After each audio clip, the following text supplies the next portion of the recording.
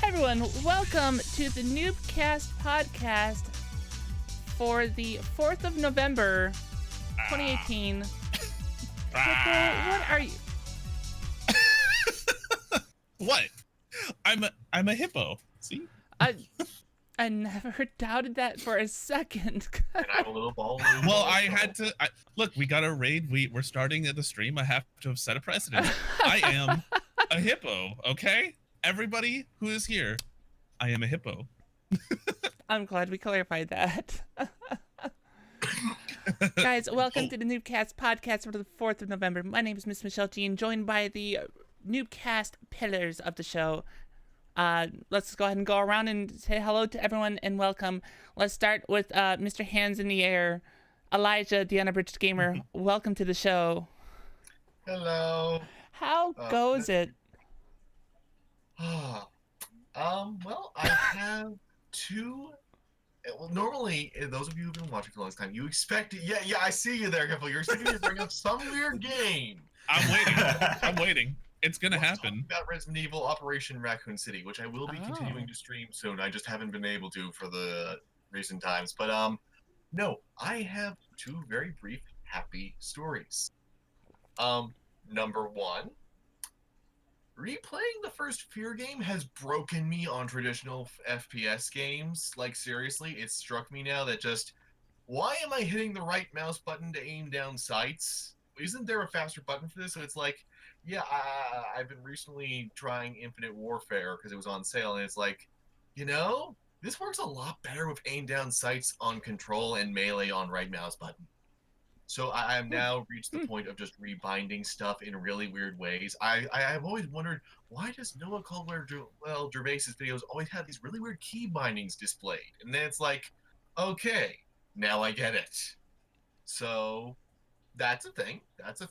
And the other thing is actually something very nice and sweet that happened at a Walmart right before I got home, which was I met a guy in the gaming section. He was looking for something to play. I ended up recommending Vampire to him, and I was explaining that I was doing videos for that on YouTube. And yes, I have the first one up right now. But Hashtag the thing is, chill. The thing is, he actually was interested. He wants to try YouTube, so I got to give him some advice, talk to him about it. It was just genuine and nice and very pleasant. It was heartwarming. It was because he was just this very pure sort of thing. He's looking to, he wants to do something constructive, which That we poor really soul. need on YouTube. So it's That like, poor soul. good for you, dude. Good for you. I helped him figure out a bunch of things that I wish I had known the first year I was doing YouTube. Little does he know the hole that he is going into. Yep. Yes. I hope he's ready for the soul to be dragged right out You through his nose. didn't tell him, right? You didn't tell him. I Please told tell me him you all didn't the tell him. ways to make things easier. I did not say about the. I did warn him that, you know, expect it to be endurance. Expect persistence to be key. Hey, that's Yep. he may not understand it entirely, but you are not wrong. Also, you were definitely a pillar, but what type of pillar were you? Are you? Because I saw that you were all like, Well, I was turning to do like an Atlas sort of thing. Straining would have slowly gone down low, more and more and more. Probably because of the shameless shilling. I have to apologize. It's too late now. You can't apologize. You already No, did it. you already did it. Too late. You can't. I mean, that's the best part about being shameless, Yeah, right. It's true. is that you can ask for forgiveness afterwards. Well, and to be completely unapologetic about the whole thing too. Yeah. Wow. All right. Well, that's I mean, it's humbling to hear that you had that opportunity. So yay. That's it's one of those moments. I completely understand. That said, let's go ahead and keep going around the table. Hippo, welcome to the show. I'm Hippo. I'm Hippo. You Hi know, guys, I'm Hippo. As my name tag says, I am Hippo. Well, So what sound does a what's hippo going on? make? Like, I was I'm expecting like, I am hippo, hear me roar. Oh. Oh, that's what they It sound sounds like. an awful like a Norn, male Norn. Oh, it's true.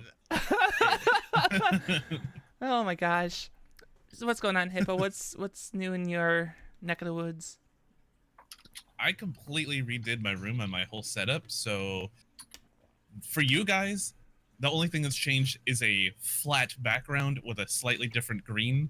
For me, everything has changed. So it's pretty dang nice, I have to say. Actually having room to do things. I don't quite have as much room as I wanted, but I'm still not done moving my room around. Space. Space. Space. But yeah, Oh my God, space. there's so many things going on right now. Like I'm on your channel twice this week. I'm on my channel 4 times this week, doing all kinds of stuff in between. I feel like I have no time to myself lately. I've just been like doing stuff constantly, and then the times that I do have to myself, I'm working on my room so that I have much more space and I'm not clustered. I hate feeling claustrophobic, and that is how I've been feeling for the past like 2 years since I started streaming.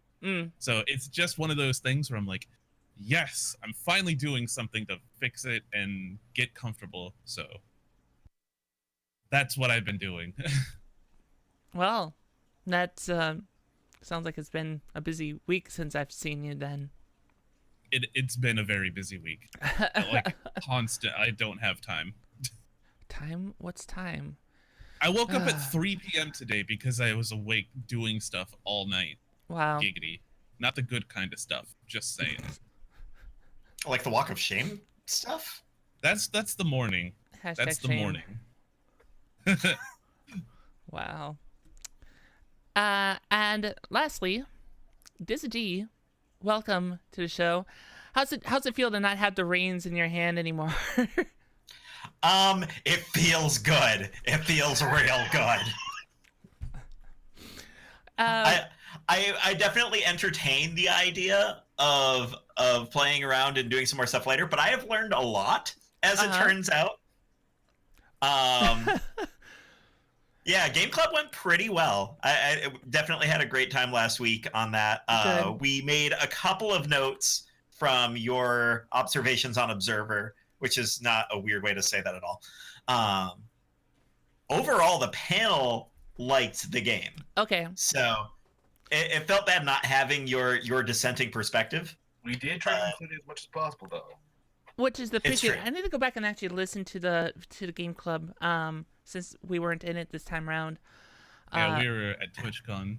I was gonna say I feel like I was at the milkshake shop enjoying a very chocolatey, delicious milkshake. Where is this going? No, nowhere. It was a good milkshake. It was, but that's where I was when the Game Club had started. So, but yes. Oh, that's right. Oh, Yeah. you were like physically getting a milkshake. Yes, I was physically at a milkshake shop drinking a what milkshake. What are you talking about? Yes. The proverbial milkshake. No. Oh yeah. I mean, it was a damn good milkshake. What can I say? I kept seeing the thing over the whole weekend. I'm like, I really need to go there, and I did on Sunday night. Sounds like it was almost a religious experience. It kind of was. I heard right. like the cheers from the upper bubs and everything else, and it was glorious. Anyway, as you were saying, I think TwitchCon took care of you pretty well. If you're hearing that from a milkshake, I'm just saying. Well, Hippo and I have opinions about that, and we'll dive into that in a short bit. Fair enough. I have opinions.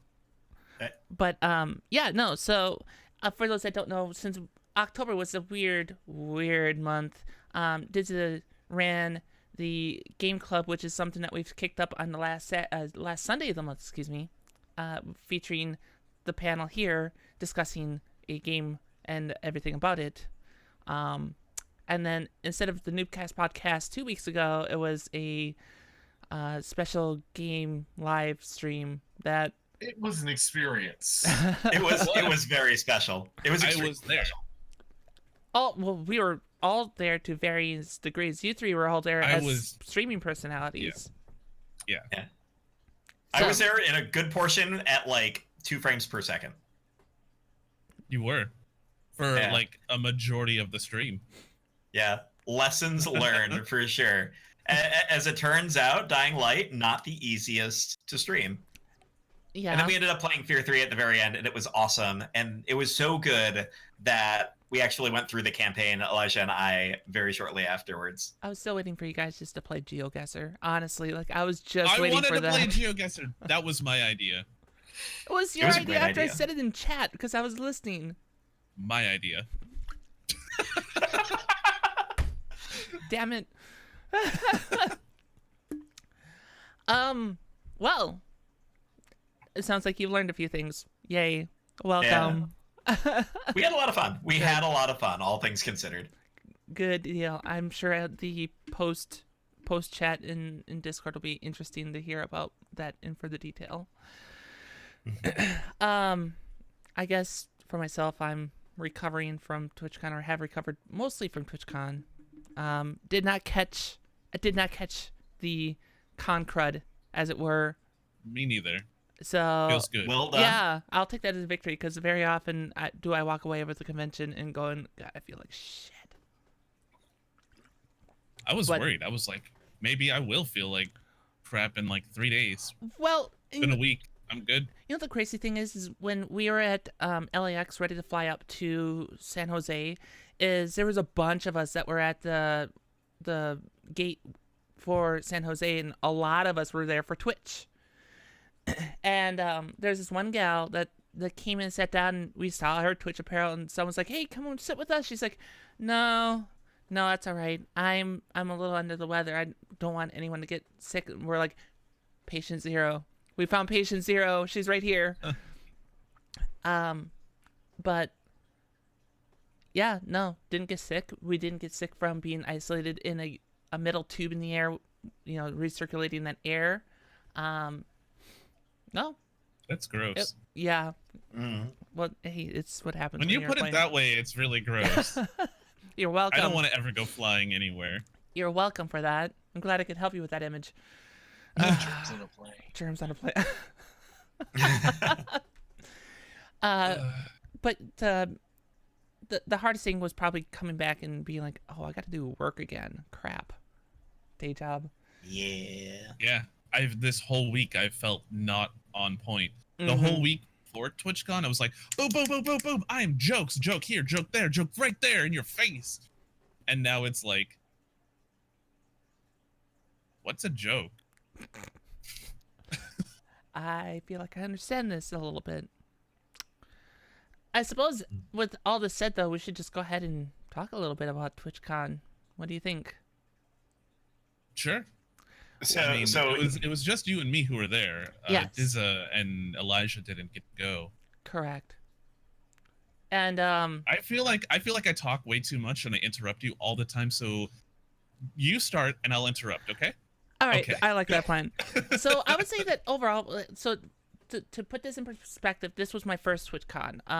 All of the conventions I've done have always been Minnesota conventions, which if people have not been to a Minnesota convention before, it's usually a convention at a hotel. It's usually for a charity event. Not all, but most are for charity. And it's an all-around great party with panels, party rooms, food, all that. Good people trying to just do their thing and volunteering to help out for a good cause. That said, got to TwitchCon, and wow, there were a lot of people. Holy crap. And the logistics of it, we noticed right from the get-go, wasn't that great. First day we were there, we went to day 0 to pick up our badges, and Crafty had a medical pass for her badge, which is her plus one person who's assisting her, me. For whatever reason, when we got down to the medical line, it took 4 staffers 20 minutes to print off a badge for someone and his son. 20 minutes. And the couple in front of us and the 2 gals behind us are just like, what in the hell is going on? Why is this so hard? And of course, I was even less impressed by the fact that after the 4 staffers finally figured out what dad and son needed for that badge, they just walked away, even though there were 6 of us. Just like, we get our badge here too, right? It's still only 7:30. Badge pickups till 8. And someone that was over in the community line had noticed, and she came over and she just bam, bam, bam, knocked the rest of us out really quickly. It's like, well, she knew what she was doing at least, but why couldn't anyone else figure that out? So it's like, all right, maybe this is just a one-off, right? No big deal. We head up to TwitchCon on day 1, and whew, that line. Just to put this in perspective, it looked like just a mob of people out in front of the convention center, wrapping around the convention center on both sides, going around the hotels, which made it even more interesting, seeing as one of the hotels had their maintenance crew and housing crew on strike out in front of the hotel, which just made it a bigger mess. There was no line management. There was no one telling anyone where to go. There were people that had their badges and found out that they were in line for badges instead of line to get into the convention center. And there were people that were talking about how they're in line for 3 hours, 4 hours. There's one person, Crafty and I know, that were in line for 5 hours to get in. It was so bad. It was so bad that TwitchCon and Twitch had decided that they were going to keep everything open an extra hour on Friday, open an extra hour early on Saturday, and anyone that had a Friday pass, because they did one-day passes, they would also get Saturday badges, because LineCon was not what they bought a pass for. They bought a pass for TwitchCon. Oh. Yeah. So LineCon was the thing, and that was the thing that was well heard. Thankfully, Twitch owned up to it, I guess, by saying we screwed this up, and here's what we're gonna do to compensate those people for it. Yeah. Additionally, I think the only other thing that really got to me is the fact that there was like no ADA accommodation. These Midwestern cons that I talked about, the Minnesota conventions, are really good at ADA accommodations. You need a medical room to get away from sensory overload, or you need some type of medical device, like say a wheelchair. They had those options available. TwitchCon had none of that. Yeah, there was no wheelchair access None. whatsoever. None. We asked the information desk about an ADA accommodation room, and like, yeah, you can go up to 233 and they'll help you up there. That should be a spot where they can provide ADA accommodation and like medical assistance of any variety. We went up there, not sure where we were going because there were no signs about this. We get there, it was fucking security dispatch.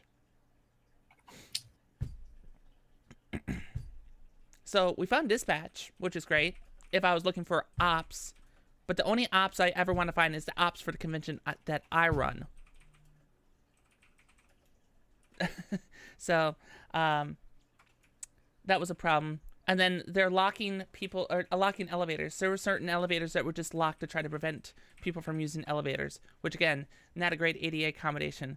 Because Crafty's one person, but I saw other people with canes, with wheelchairs, or anything like that to help assist them with their movement. All these people were restricted to a single elevator, which is incredibly irresponsible. And I had no idea who the hell was thinking that they were doing that. I mean, if you look back through my Twitter feed, you can see I tweeted at TwitchCon going, so do you just assume that all your attendees are able-bodied individuals? Because I hate to break it to you, but they're not. Yeah, I knew other people that were walking around with canes because there's a reason why they're on Twitch, is because they're very immobile. Yeah. You know? Mm-hmm. Although, if you're very immobile, maybe TwitchCon is not the place for you. Well, but you have to walk so much and stand in so many lines. But that's where the wheelchair accommodations come in. I agree. Yeah. You accommodate for that. I mean, it's basic necessity at this point. Yeah, exactly. Yeah, if someone really wanted to be an asshole about it, like there's some serious ADA accommodation issues that were not met there, and the Americans with Disability Act does apply to this particular convention for sure. So, yeah, they did not do well there. That said, I would say from the attendee standpoint, not as a person who runs a convention, so I can see a little bit better behind that curtain, that meeting people was great. There were people that I had been wanting to meet for nearly 3 years, and I got a chance to meet almost everyone I wanted to meet.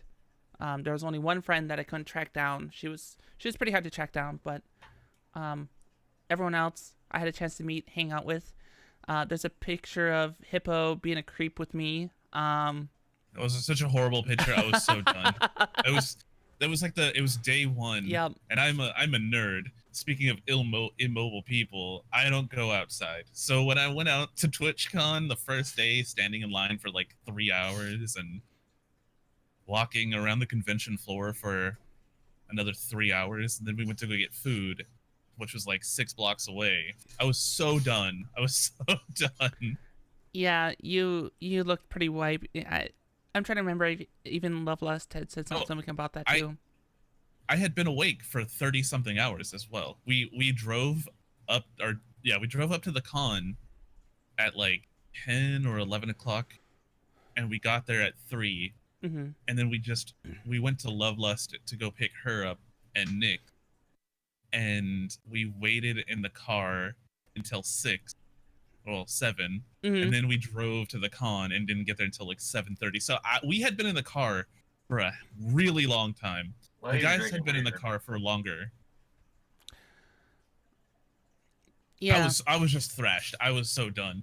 I am a princess. I need sleep. I can't, you know, so not getting that sleep and sitting in a car and then standing and then doing some of the most intense exercise I've had all year. It was pretty rough. The next couple of days were fine. The Sunday was rough for me because I was hungover, but Mm-hmm. that's a different story. I seen. Well, we hung out for a bit on Sunday too. I seem to recall you all over the place. I know that. I was going everywhere. Yeah. There were some people I felt like were easy to find there too. Like who was a hard one to find? Corey. Well, for you, Corey. For me, I found Corey a dozen times. Like, she was, for me, incredibly easy. I found her a couple times Saturday. I found her on Thursday. I found her on Friday. I found her at the partner party. Everywhere. Whereas, like, for Thea and myself, we were trying to find that violin chick, Hannah. And crafting, I could not find her. Finally, we got to Sunday, and we were just like, all right, we are at this place. Is there a chance to meet up with you? She's like, you're on my list of people to meet. I will head that way. And we finally had a chance to meet her on Sunday after having to coordinate, because the whole maybe I'll find you by happenstance was not happening. That doesn't normally happen. It wasn't that big of a convention center. No. So you could walk from one end to the other in about 2-3, well, probably like 4 minutes or so. If you didn't get stuck in the piles of people just standing in the middle of the fucking walkway for no reason. Mm-hmm. Like, nobody had the common sense to move to the side, let people, so you just had to shove through people sometimes. Yeah. And it's like, what are you thinking? I couldn't tell you, and you're absolutely right. That was a problem where people, and that happens at every convention though. I know that the safety and security teams for my convention always have to remind people, it's like, please don't stand in the middle of the hallways, move to a side. I literally saw no security. In fact, I did see a video of some kid sneaking into the convention without any problem. He took a video and did it. There was no problem for him getting in. I don't know what the hell was going on. I feel like the very beginning on day one was just security theater, which caused a security issue, which is why they just started letting people in. Mm-hmm. Because, so if you guys somehow magically didn't hear about TwitchCon last week, there was a massive line at the very. We got there at 7:30 in the morning. Badge pickup didn't start until 8, and we stood in line. We got our badges within like 45 minutes or so. And then once you get your badge, you just walk upstairs, and there's no one directing anyone anywhere.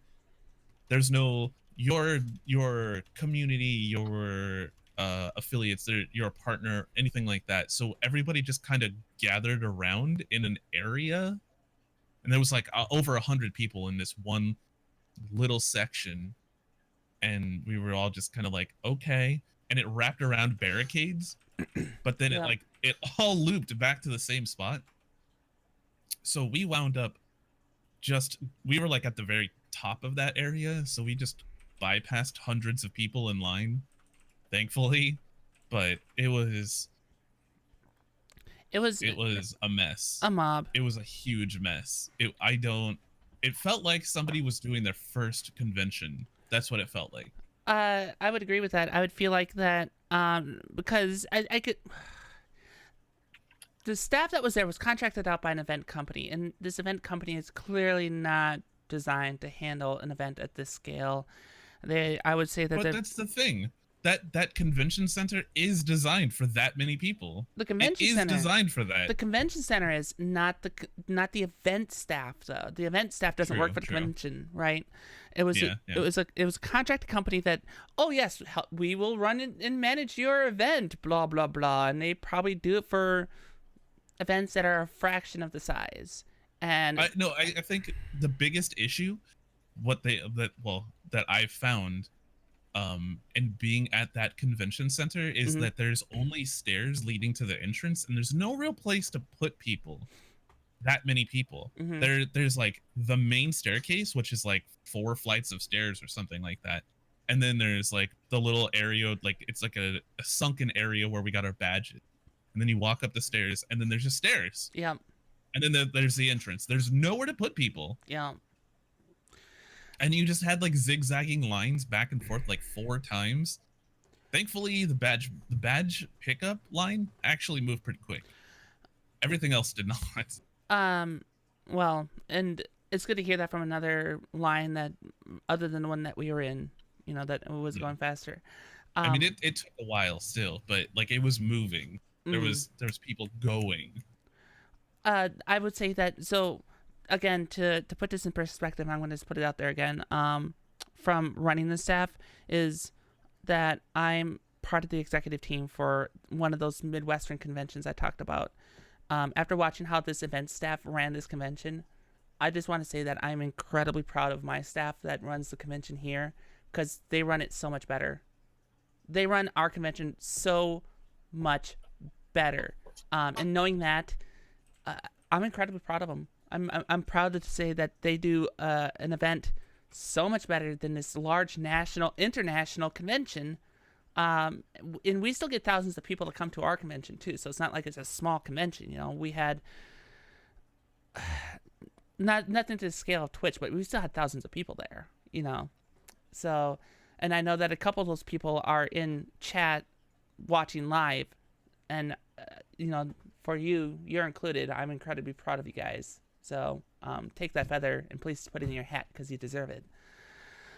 That said, though, did you go to any of the events, Hippo? Did you go to like the Nerf Nation thing or the PUBG thing? Or I know you're totally a PUBG person. You know me. I'm the PUBG. I rival Ninja. Oh wait, he plays Fork Knife, right? No, so how everything was set up was, when you went into the convention center to get badge pickup and entrance, across the street was like another smaller venue, and that's where like the PUBG and all the game stuff was set up. And I didn't go to that. I literally did not go to TwitchCon to do any panels. I didn't go to TwitchCon to do any of that stuff. I went to go meet and network with my friends and finally meet people like yourself in person. I spend so much time with you and all these people that being able to see them in person and give them a hug really it was a big deal for me. Mm-hmm. That said, I didn't give a shit about the panels. I didn't care about going to the PUBG stuff. We went to the stadium on Saturday. We had a beer, but by the time we had that beer, we hadn't eaten. We had been walking for 2 days straight. Not that much water intake. So one beer after exercising so much really hit me. I was like, I just want to go to sleep. And so we went back to the Airbnb and then got drunk. Which wasn't that difficult. Nice. But yeah, I didn't go for any of the panels. I went to go meet my friends and try to meet new people. You know what the funny thing is you probably could have like done cosplay by bringing one of your Kigurumis to. No, everybody was like, Hippo, you should bring your hot dog onesie. I was like, why? Why would I do that? I wore like basically this jeans, some chucks, and my purple plaid, and I was dead. Had I been wearing the hot dog, I would have been a hot dog. See, I figured you would have done the Hippo Kigurumi, but you know, gosh. No, that is like probably my most uncomfortable Kigurumi of all. It's very thick, giggity, and it's very hot. So I wasn't a fan. Yeah, I mean, you definitely had your. I think a lot of us like our usual like stream attire was what we ended up wearing to the convention too, because it's how it helped with the like for instance my glasses my glasses are really only needed for monitor like computer use and like maybe some reading because of astigmatism. I don't really need them. Like my vision's still 20/20. I still wore them though all weekend because when I'm on stream, this is how people see me. And I feel like a lot of people did that. Unless you were someone that was incredibly well recognized, that were like one of the ambassadors, they could get away with whatever. But a lot of us wore what we would wear on stream for that. But I think that also was kind of a neat experience for anyone that was a community member that was actually looking forward to meeting streamers of any size, you know, because. What time did you get there? Because I have a story. If you 10. If you didn't get there early, 10 okay, a.m. so on you didn't Friday? you didn't see what we saw. Oh, please! I know what this is. Please do tell. As somebody who had picked up their badge and was waiting for the convention center to open their doors, before the doors were open, a certain very popular streamer bus drove by 6 times playing Fortnite music. I didn't even know Fortnite had music, but apparently they do. And the funny thing is, they drove by 6 times. No one cared. And if you can't figure out who I'm talking about, it's fucking Ninja, you guys. I'm talking about Ninja. He had a bus, okay? It was like his little travel bus thing. I don't know if it was like, if that's where he actually stays or that's where he keeps all of his merch. Because they were selling merch out of it. They were selling Ninja underwear. Look, I was gonna say, look, if you really want a stealthy crotch, that was the way to get it. But if your crotch is not invisible, you go for a return. Let's just say they had mannequins, and the mannequins had bulges, and the bulges were face level, and it was really uncomfortable on the street. On the street, as you're walking past, you just have a bulge right next to your face, and you're like, "Can you not?" It says Ninja on it. I was really uncomfortable. Anyway, he drove past the convention. Well, the bus drove past the convention center like 6 times in front of all the people in line. All right, and then I guess I didn't even know because I was just surrounded with people. But he came out, like, if you look at the convention center, here, let me post it again. If you click on that link, you'll go to the convention center, and it shows, like, the very beginning of the entrance. He came out on top of the stairs, was like, "Hello, my people," and nobody said anything. Until one guy goes, "Don't you know who that is?" And, like, no one said anything, and then eventually someone was like, "Yeah, we don't care." They just didn't care. Like it was, yeah. Ninja is very popular to like children, but to people who stream, eh, I mean, you might be interested in his approach and how he streams, but it's Yeah, a no, I professional appreciate- connection. That's it. I appreciate that, you know, he is the face of Twitch right now, and I appreciate that like he's helping drive a lot of people to the site. However, I don't care personally about him. Like I don't want to watch him. I don't have any specific interest in watching him. And if I saw him, which I did, I don't care. He's just another dude, you know? Mhm. Well, that's how you do it. Everybody's just another person, regardless of how famous they become. Like I appreciate him for what he's done for the channel, or not the channel, but the Platform. site. However, I just don't care. Like I got to meet, I'm not going to say who because I don't want to name drop, but I got to meet a certain person who I've looked up to for a very long time, for like 4 or 5 years, and I fanboyed so hard, but like to the point where I was like, I'm gonna keep it cool. I'm gonna keep it cool. Don't say anything that you wouldn't say.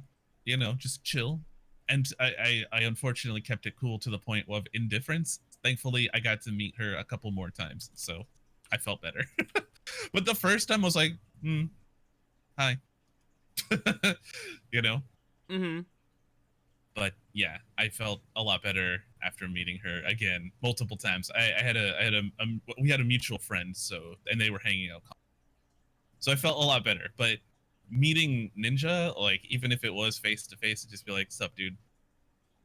Well, yeah, and I think it's the same way. Because part of the reason why is because like we're not necessarily fans, so it's just like you Yeah, do good things for platform, great, but you are, you know, an individual. Whereas people that we would look up to we'd have a different reaction to. I mean, I had that opportunity, thankfully, as well. Again, not going to name drop, but you know, Crafty and I had that opportunity to meet one of those people, and she was an absolute blast to meet, and it was an absolute pleasure. Very much. Can for I the same just reason. can I side topic for just a second Fire here? away.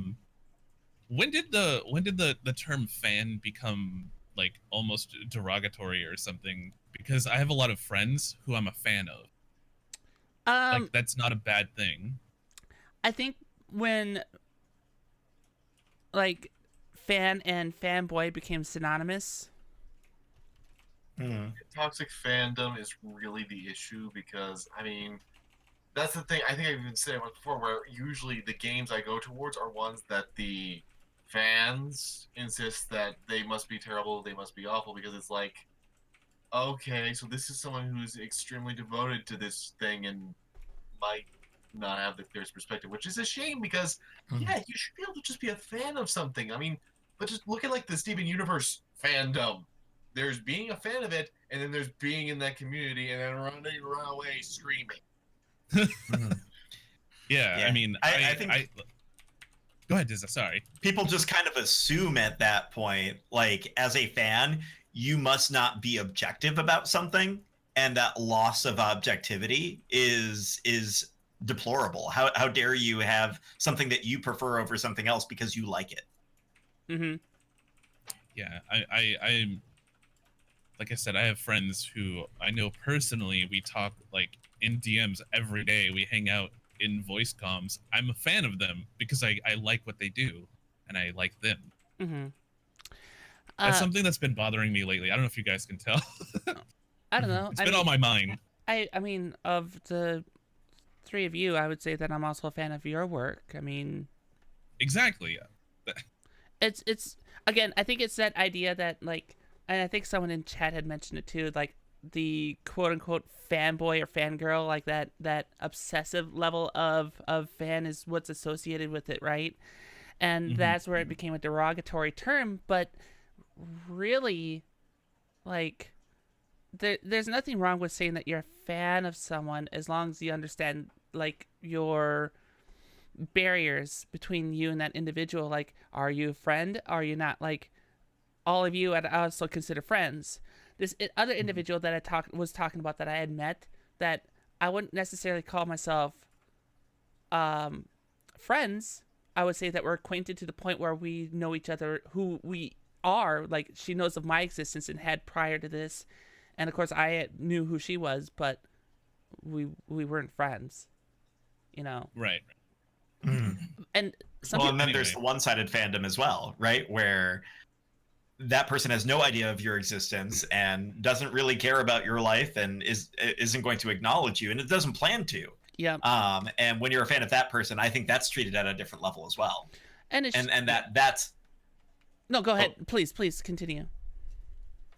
And I think that there's a certain amount of fairness. Like, it's about knowing what that relationship is, and we have so few terms to describe what that is, that it's a lot easier to put everyone in the mold of the most extreme, which is, okay, if you're a fan, I don't want to risk being associated with extreme obsession, so I'm just gonna walk over here and do my own thing. Yeah, I think there was in Artist Alley, there was Game Grumps. There was Susie, Aaron, Ross, and I think one other person possibly. And I am a fan of their work in that I appreciate them. I used to really enjoy watching them, not so much anymore, but I think that just because of my tastes have changed over the past like 7 years or however long I've watched them. So I wasn't like super keen on sitting in a line to go meet them. But I appreciate what they've done for platforms, like not just, you know, Twitch and YouTube, just in general, artists getting names out there for other people in the industry and that kind of stuff. So and charity work too, you know, like they're huge, so they do a lot of charity work. Well, maybe not a lot, but they often do charity work, and I appreciate that. But I'm not like, I don't want to go stand in line and be like, I'm your fan. I don't care. You know, it's like the whole ninja thing. Like, maybe 2-3 years ago, I would have been like that towards them. But now, since I myself have become a content creator, I see things through a different lens and all that. It's not the same. You know what I mean? Like, I appreciate what they've done and what they do, but I'm not going to sit in like a 30-minute line to go meet them. I have other things to do. I can go meet people in that 30 minutes that I appreciate more. That have a more direct impact on my life. And I agree. I think like having that ability with like I mentioned Hannah, or I know you had some folks that you'd I'll go ahead and say Corey, since I saw her a dozen times at TwitchCon, because I'm a huge fan of Corey. I love her. She's one of my best friends from Twitch. Like, I am a fan and a friend, you know? Right. But I could never catch her. She was so busy. She's super popular, so she was like meeting everyone, walking everywhere. I walked from one end of the convention center with her to the other, and we must have stopped like 8 times. Sure. Because they'd be like, oh, Corey, or Corey would be like, oh, I know you. And we're like trying to get to the other side of the convention center in a timely manner, which was not happening. So this kind of conversation and talking about being a fanatic, what were all the different levels, also tie into one of the topics I think that Elijah had put in. So I think this is a great way to just kind of segue right into that particular topic of the actual content creation. Some of these people are actual inspirations to being to some others being content creators. So that being said, with the inspirations or anything else, what made you become a content creator? And I think Elijah or Dizza should go, because we've been talking this entire time. I was actually going to hand the ball off to Elijah on this one, and then we can kick it up to Dizza. You go ahead. Start it off. Okay. Long story short, an inability to shut up. like legitimately, fair enough. That's fair enough. Because I read a review that it was for a game that I now consider one of my favorites, and I read it and it was like, this seems off. And at the time, I had begun reading online, starting with Game Informer, and they had a blogging thing, so I refused to shut up. And found out that people really don't like it when you don't like Naughty Dog games. Very quickly. But YouTube just sort of came out of doing professional writing work and seeing places like Game Trailers put out these really professional videos that are very nice and very fresh. Elder Geek as well. Elder Geek was fantastic. They are actually active again, but now as a podcast. But at the time, Randy Asenchuk and his crew were doing these fantastic video reviews. It's like, I want to do that. I want to actually do this in a serious way, because suddenly essayists and people talking about this stuff really started to come out of the woodwork. So it was like, okay, there were a lot of starts and stops getting there, but over the past few years, it's just sort of become a natural thing. It's going to sound weird, but sometimes I actually enjoy the video editing and the script writing more than the games that I'm playing. Like, the very first one I did that started off the whole Unabridged Gamer thing, which was the very terrible Platinum Games Legend of Korra game. I Oh felt it was God. perfect. Yeah, that was the first one I ever did. But the thing is, I loved it. I loved it, and it was also at a time where I don't want to say where, but there was one site that I had been writing for where I was a little frustrated with the editorial direction. It felt like we weren't actually being allowed to express opinions. So it was sort of like, okay, I can do my own thing here. I can just explore and actually develop a critic's voice instead of developing someone else's voice. Mm-hmm. And it's just been fun for the most part. There's moments where it turns into very much serious work, but it can just be a blast putting together a video nicely, because when you get everything to click together, it's wonderful. When your Elgato has corrupted half of your footage and you have to put together your review with a fraction of your actual gameplay playthrough when you were counting on certain scenes being there, then it definitely becomes work. But Never getting sponsored by Elga. But seriously, it is genuinely pleasant to do. I know that y'all really love Twitch, and it can be fun, and I get why you enjoy it, because the exact same thing happens for me when putting together a really good video. It's a gratification that you don't find in a lot of things. You know, it's funny. I seem to recall another gaming podcast talk about the differences between Twitch and YouTube, and how some people enjoy the live environment and the improv, whereas some people enjoy the editing and the controlled environment. So it's interesting hearing that that different opinion coming from you, Elijah. I think it's great to see the two different in like starting points, because you have like Elijah, you're a YouTuber primarily. You do stream on Twitch, but primarily it's YouTube. Mm-hmm. For me, it's primarily Twitch, and I used to do YouTube but then quit. And it's like a completely different, like, I can't write. I can't cohesively form, or I can't form a cohesive sentence. See, there you go. So Guys, words are hard. Exactly. Great example. So Great example. do that. Yeah. So that's where I thrive, though, is just screwing everything up and then just having fun with it. And I don't think I could do that so much like in a recorded setting. So I definitely appreciate things like what you guys do on YouTube, because I can't do that, and I wish that I could, and I've tried, and I just can't. Although I do have to say, taking a whole 8-hour video and then chopping it down to like 10 minutes or whatever, or 15 minutes, and just putting the best parts of the video in, that's to me, that's fun. And like how to fit them in those segments, that's fun. It's like a puzzle. It is a great puzzle. I like it a lot. Yeah.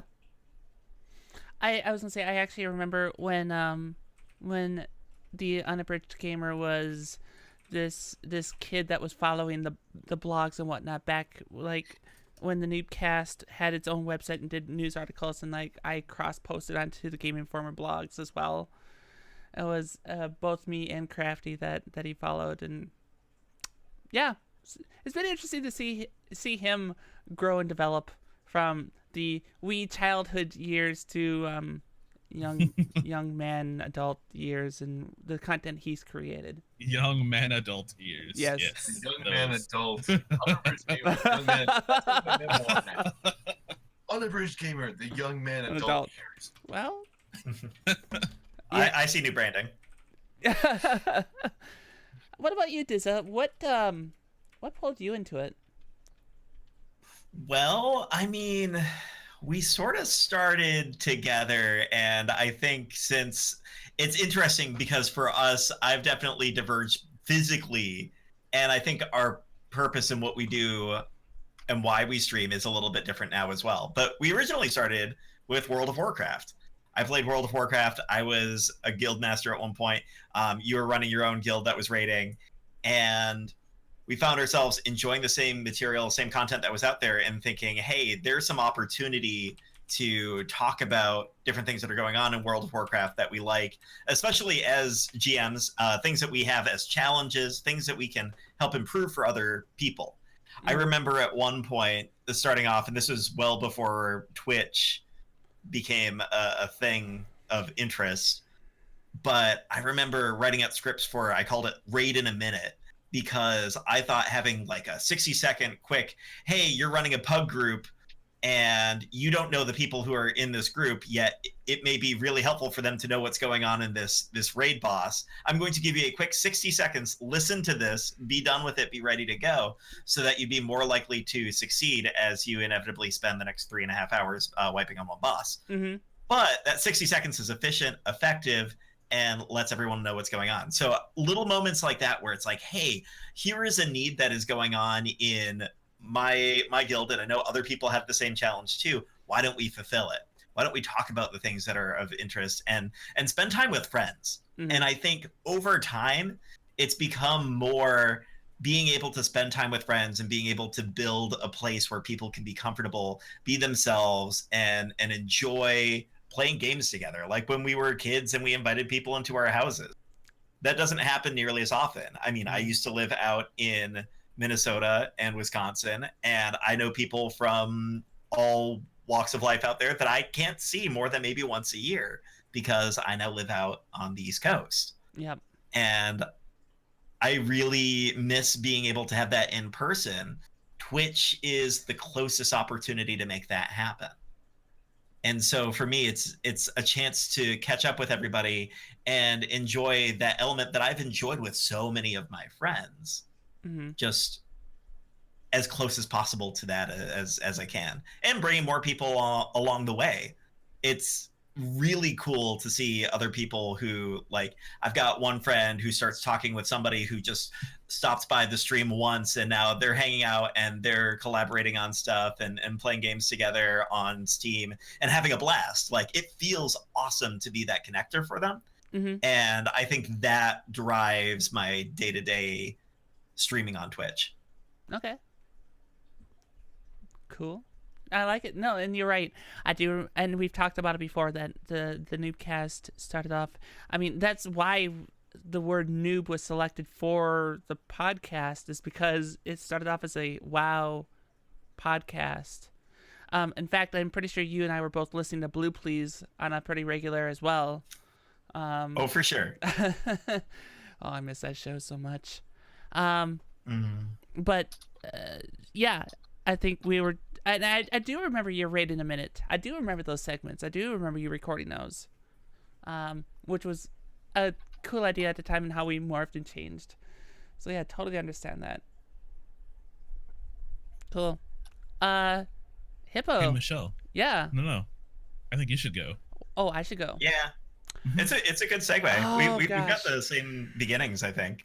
Well, Yeah. kind of, yeah. So mine is kind of multifaceted, I guess, as far as why I became a content creator. I would say all of ours is, but Well, okay. continue, please. So I started off, it was probably a little over 10 years ago. I did find Blue Please, and I was listening to that, and I enjoyed the show and everything else that was on WoW Radio at the time. And after a couple years, I started branching out and looking at like gaming sites and noticed that there was more than just like IGN and Gaming Informer. Like, I found a lot of sites that were smaller sites that were taking writers that weren't as known in circles. So I started applying for some of these sites. I actually applied and wrote for a gaming site out of the UK. And I did that for a little while. And it was great. I mean, I made some friends that I'm still friends with today. In fact, one of them streams on Twitch now, and the other one became a game developer. So I great connections in that regard. But the same personality that ran that first podcast I started listening to started doing YouTube, and it's like, well, if this guy can do this, why the hell can't I? And I started approaching like YouTube and whatnot, and also started looking at Justin.tv. My account, my first Twitch channel was actually a Justin TV channel that was converted. And I tried that for a while, and it really didn't stick as well, and I kind of dropped off. I still did some writing. We kept doing the Newbcast.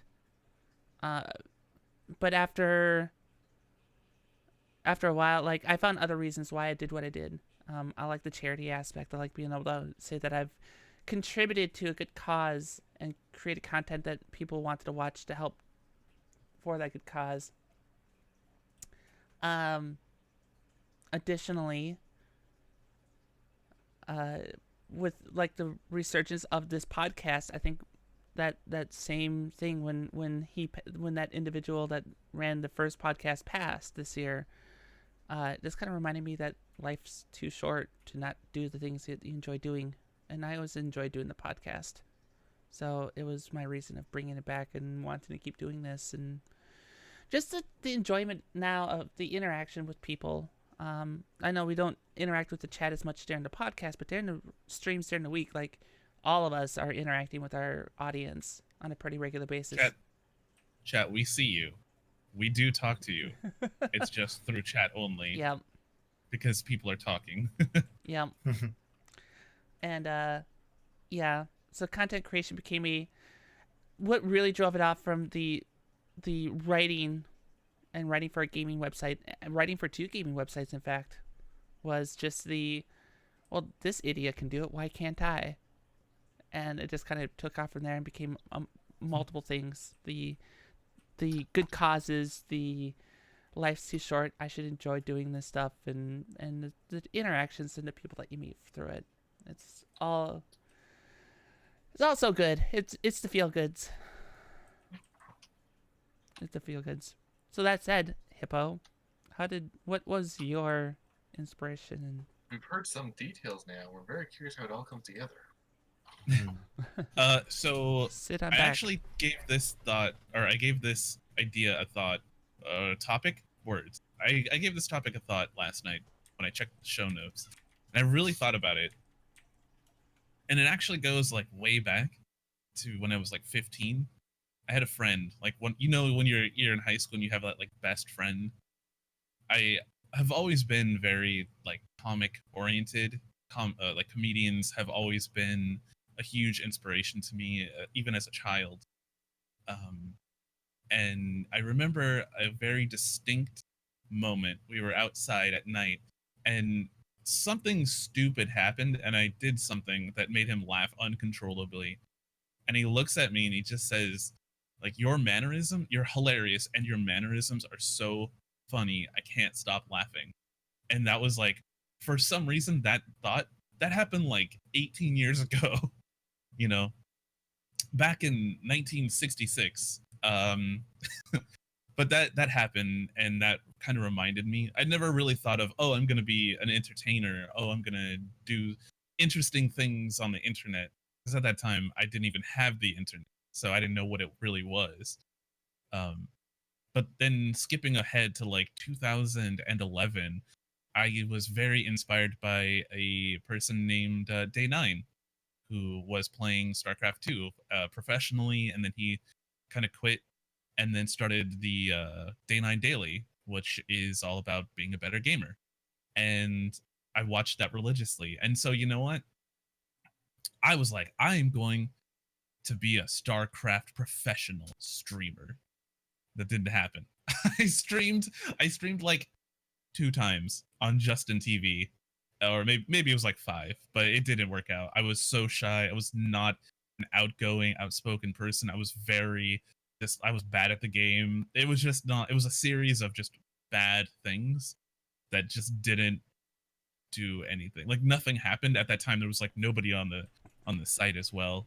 You had people sleeping and like broadcasting themselves sleeping. Justin TV was a weird place, you guys. I don't know if you've been on if you were back in the Justin TV days, but it was a weird place. That's an Yeah. understatement. That's an But, Yeah, the understatement. terror when IRL became a thing. I thought we were going back to Justin TV for a quick moment. Yeah. Me Holy cow! Oh my gosh, that's so true though. too. So, Hippo, were you a Bronze League hero back? I in was a your Dirt League. Dirt League. I still really want to do a StarCraft match with you sometime, just for. I have not played in like 6 years. Perfect. I've not played since we won World War II. So anyway, skip forward from that time where I tried to stream, and it was like 2015. I kind of had like I wanted to start dabbling in it, and my buddy, he started streaming War Thunder. And I was like, oh, I'll do it too. I couldn't do it still. And then finally, I was dating this woman, and we just it was like an utter, horribly, just devastating breakup. And at that time, I was a very shy person. I didn't even want to talk in channel chat because I was afraid somebody would make fun of me, or I would say something stupid and people would laugh at me, or just feeling like I was anxious and judged all the time. So I started streaming with my buddy again in 2016, kind of just like I'm gonna dabble again and see if I can help my social anxiety, get a little bit better and just become a better person, because I was just so sick of being anxious and shy that I was like, you know what, I'm gonna make a change. And so I did, and I didn't stream on a schedule, so nothing really came of it. I got like 50 followers or something like that, and I was like, yes, I'm the big league now. I didn't even have a camera. I had the worst microphone in the world. And then in 2017, that's when, in like April, that's when I started streaming on a schedule, and I started meeting people and people being in my channel, and I was able to joke around with them. I got to know them. Basil in chat, he's one of the very first people that like I really met. I see you, buddy. He's still around, and that's when everything kind of started taking off. And now in 2018, close to 2019, I'm running like a pretty successful channel, and things are going well. But it's crazy to think that just that one little like thought of when I was a kid, everything kind of makes sense now, Mm-hmm.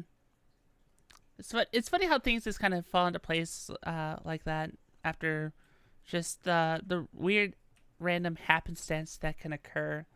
I think you have a great example of that. And now we're all here, and we all do a weird gaming podcast every other week. And then we somehow manage to meet each other and have a rapport and get to hang out. Mm-hmm. So true. I think we've covered it. I think unless anyone else wants to add anything into their. I'm just feeling a warm fuzzy moment. I just wanted to let everyone know that it's kind of awesome how like the dedication and the interest in those little moments that we have that are like, hey, I can do this. I have this opportunity to share something that people are going to be interested in has come together into all of the different things that we do on a day-to-day basis. Mm-hmm. Like so many people in life in general just don't choose to do that. It's a lot easier to not do anything or to listen but not speak. And I'm glad that I'm sharing this time with amazing people who are bold enough to do that and to try things and perfect it and be where they are today because of it. That's a good. Feel point. the same way. Yeah, agreed. Well, with the warm fuzzies intact, maybe this is a good spot to take a break because when we get back, we're going to be discussing some gaming news and topics that came up, and they're not as warm and fuzzy. So I want people to contain that for just a few minutes. So, guys, go ahead and get up, take a stretch, go to the bathroom, grab a snack, but don't go too far. The Newbcast will return in a short bit. Did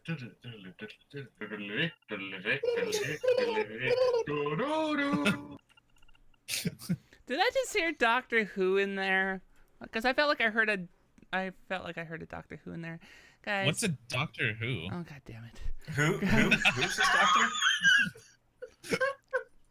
What is? Who's a what? Who's a doctor? Ladies and gentlemen, welcome Hello, back sweetie. to And the plot has already escaped us. Welcome back to the Newbcast Podcast. Yeah, that was a And thing. that's our show, folks. God. Alright, I'm out. So, yeah, gaming news. There's a few different things that popped up. We got the ones that are in the show notes, but do we want to take a hot second to talk about what went down with BlizzCon and Diablo and just Oh my I gosh. think that deserves a mention. yeah. Okay. Elijah, I can see it. I know what you're gonna say. and Actually, what I agree. want to say is, I think because this is a bonus topic, we should try. Because I mean, with the VR stuff last time, we sometimes it's a big potential bunny trail. So let's give our thoughts. Hit the core beats. Just This is going to be so difficult. Let's go. So, for those that don't know, BlizzCon was this weekend. And for those that don't know, there was a Diablo game announced. It was announced for mobile platform. And that was their main, show-stopping announcement. It was the last announcement they had done there in their keynote, which is usually reserved for the big, oh my god, this big thing is coming. Last year it was WoW Classic after the Heroes, or the Battle for Azeroth announcement, which those are two pretty big announcements, and people were rightfully excited for those. This year, their last announcement was a mobile game of Diablo, where the developers that they're partnering with had made Diablo clones, and this Diablo game that they're releasing looks an awful like the Diablo clones, just reskinned to be a Diablo game. And people were not too thrilled about it. Yeah, let's talk about, first off, the fact that it's a mobile game, and I think mobile games by standard are catering towards a more casual group of people. Yep. That is definitely the opposite of Blizzard's demographic in general. And the fact on top of it that it assumes microtransactions, which, Blizzard has for a long time skated around effectively. And every single time that they've offered something that was a microtransaction, it was something that that usually would be offensive, but has turned out okay because we're used to it in card games, or it's only aesthetic. Sure. Now that they're going full mobile. Well, it's not the first time that the Diablo franchise has tried to make a cash grab, though. If we recall, the Real Money Auction House was the thing, which really was a detriment to Diablo 3. And after 2.0 came out and that Real Money Auction House was taken out, the game was greatly improved upon, and people actually enjoy the game now. Whereas at launch, that was not a thing. It was. Yeah, I remember. It was pretty universally it being panned. Yeah, it was really bad. People were like, "What the hell?" Yep. I guess my thought on it is that it feels like a cash grab, because a lot of mobile games are. I mean, look at Command and Conquer, and it was pretty well thought that. Oh yeah. Yeah, EA got pretty hammered for that move too. Yeah. Because You know what the sad thing is? It doesn't look like a bad game. It's just that they had tacked on Command and Conquer to it. And I have a feeling that this Diablo game was probably in a similar boat where it probably would have been enjoyable, but because they put a really reputable franchise name on it, suddenly the expectations are much higher. Counterpoint. Okay, Fire away. If they didn't have that IP branding, how many less people would even know it existed? Also Which true. is, let's be real here, that's the thing. As much as you might not like a certain IP being attached to a certain thing, it's more than just simply how you feel about the franchise. It's a lot But more that also complicated sets than that also sets a precedence for that specific game, right? So it doesn't have to, because it's a spin-off. That's the thing. It's like Hearthstone didn't change the entire workings of how Warcraft handled. It's a successful spin-off mobile game that Blizzard has already produced and presented that they will sustain and make people have a fun time. They will present you with something to enjoy. It's they basically tested the waters before ever doing something like this. And I think that's part of why they didn't expect this much negative backlash, because realistically, they've kind of already done this. I do think they should have had Warcraft 3 at the end. That would have been a way better closer. No arguments.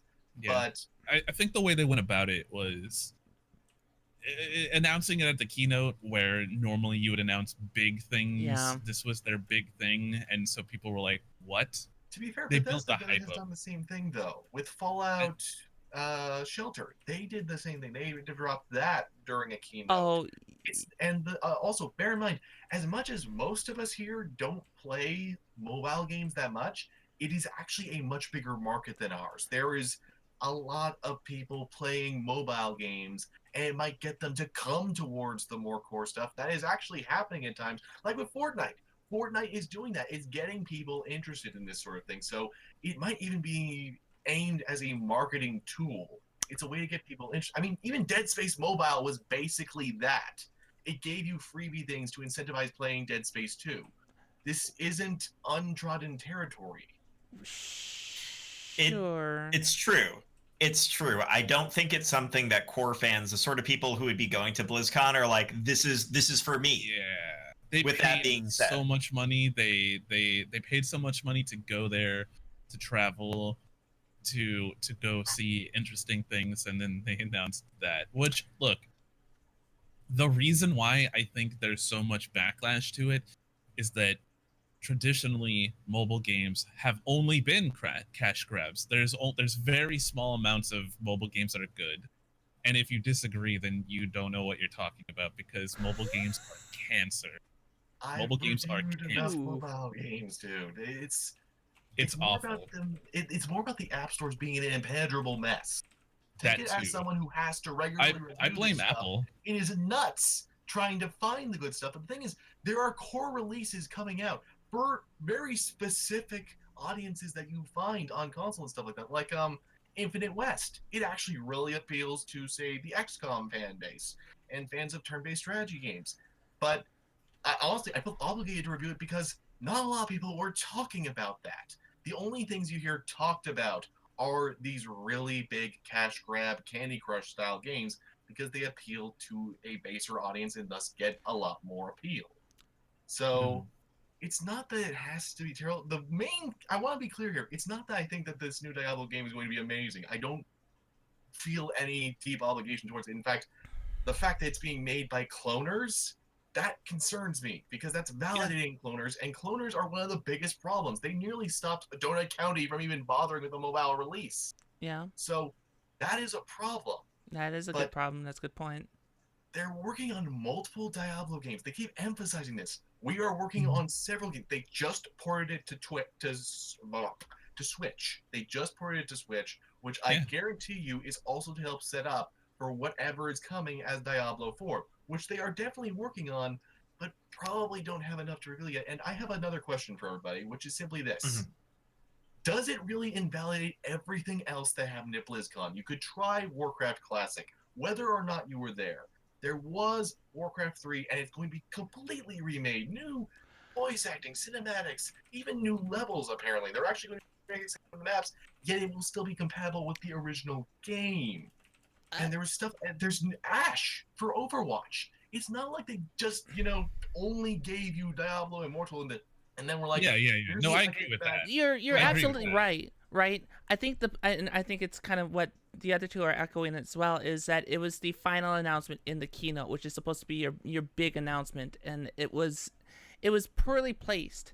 It was a bad plan. Yeah, that was Yeah. horrible. That was absolutely a bad place. And of course, that Q&A panel that happened immediately afterwards, where that if you haven't seen the clips of what happened in that Q&A, it's I felt really uncomfortable watching it. Like Yeah. I felt shame and especially when one of the retorts was, "Don't you all have phones?" Like, no, you should not have said Yeah, that. no, that whole That bit was just bad. terrible. Yes, we all have phones. Ask me how many games I actually play on my phone, right? Like, and to Elijah's point, he's right. There's a lot of other gamers that do use the mobile platform, and there's a lot of that gain from it. One, I'm curious to see how many microtransactions actually exist in it. If there's gotcha moments, if there are gotcha moments, then that's a huge problem. Two, the invalidation or the validation of cloners makes it a problem, especially with the App Store and the Google Play Store. Those are littered with clones. I mean, even popular games or puzzle games that on mobile platforms like 2048 is a clone. And there are clones of clones now, which just proves how bad it is. I kind of want to try it though. Like I want to download it. I want to check it out. I want to see how bad or good, whatever it is. And Yeah, that's I'm willing to perfectly give it a fine. try and see.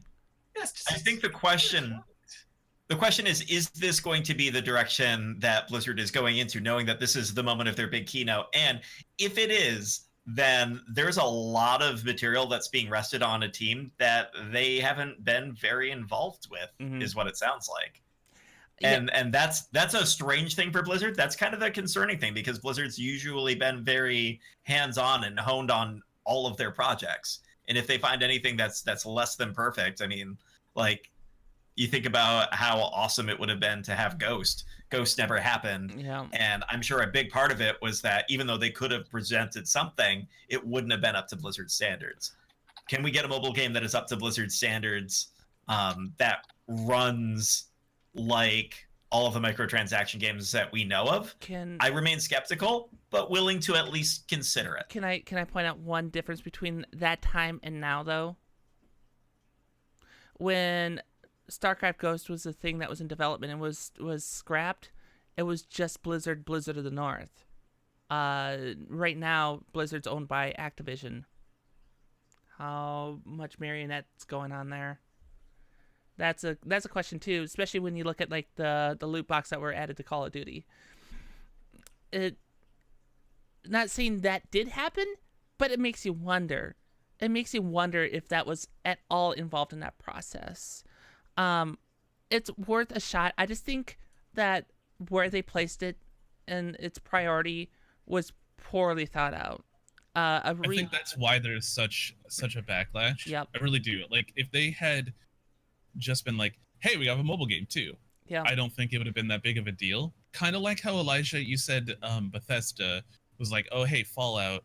The thing is, they had already previously said, we're bringing out Fallout 4. And then they were like, guess what? In the meantime, here's another game that you can kind of get into. Yeah, which That's yeah, They did. if they did that with Diablo, this would have gone so much better.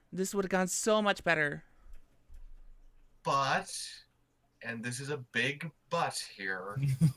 we like big butts, so go on. They don't One, lie. we know Diablo 4 is going to will happen. Everybody will know.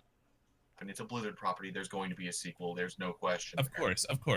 And two, Bethesda actually, if I recall correctly from having to sit through the E3 conference while watching online, they actually paid more lip service to Shelter than what you saw Blizzard giving to the Diablo game outside of the Q&A.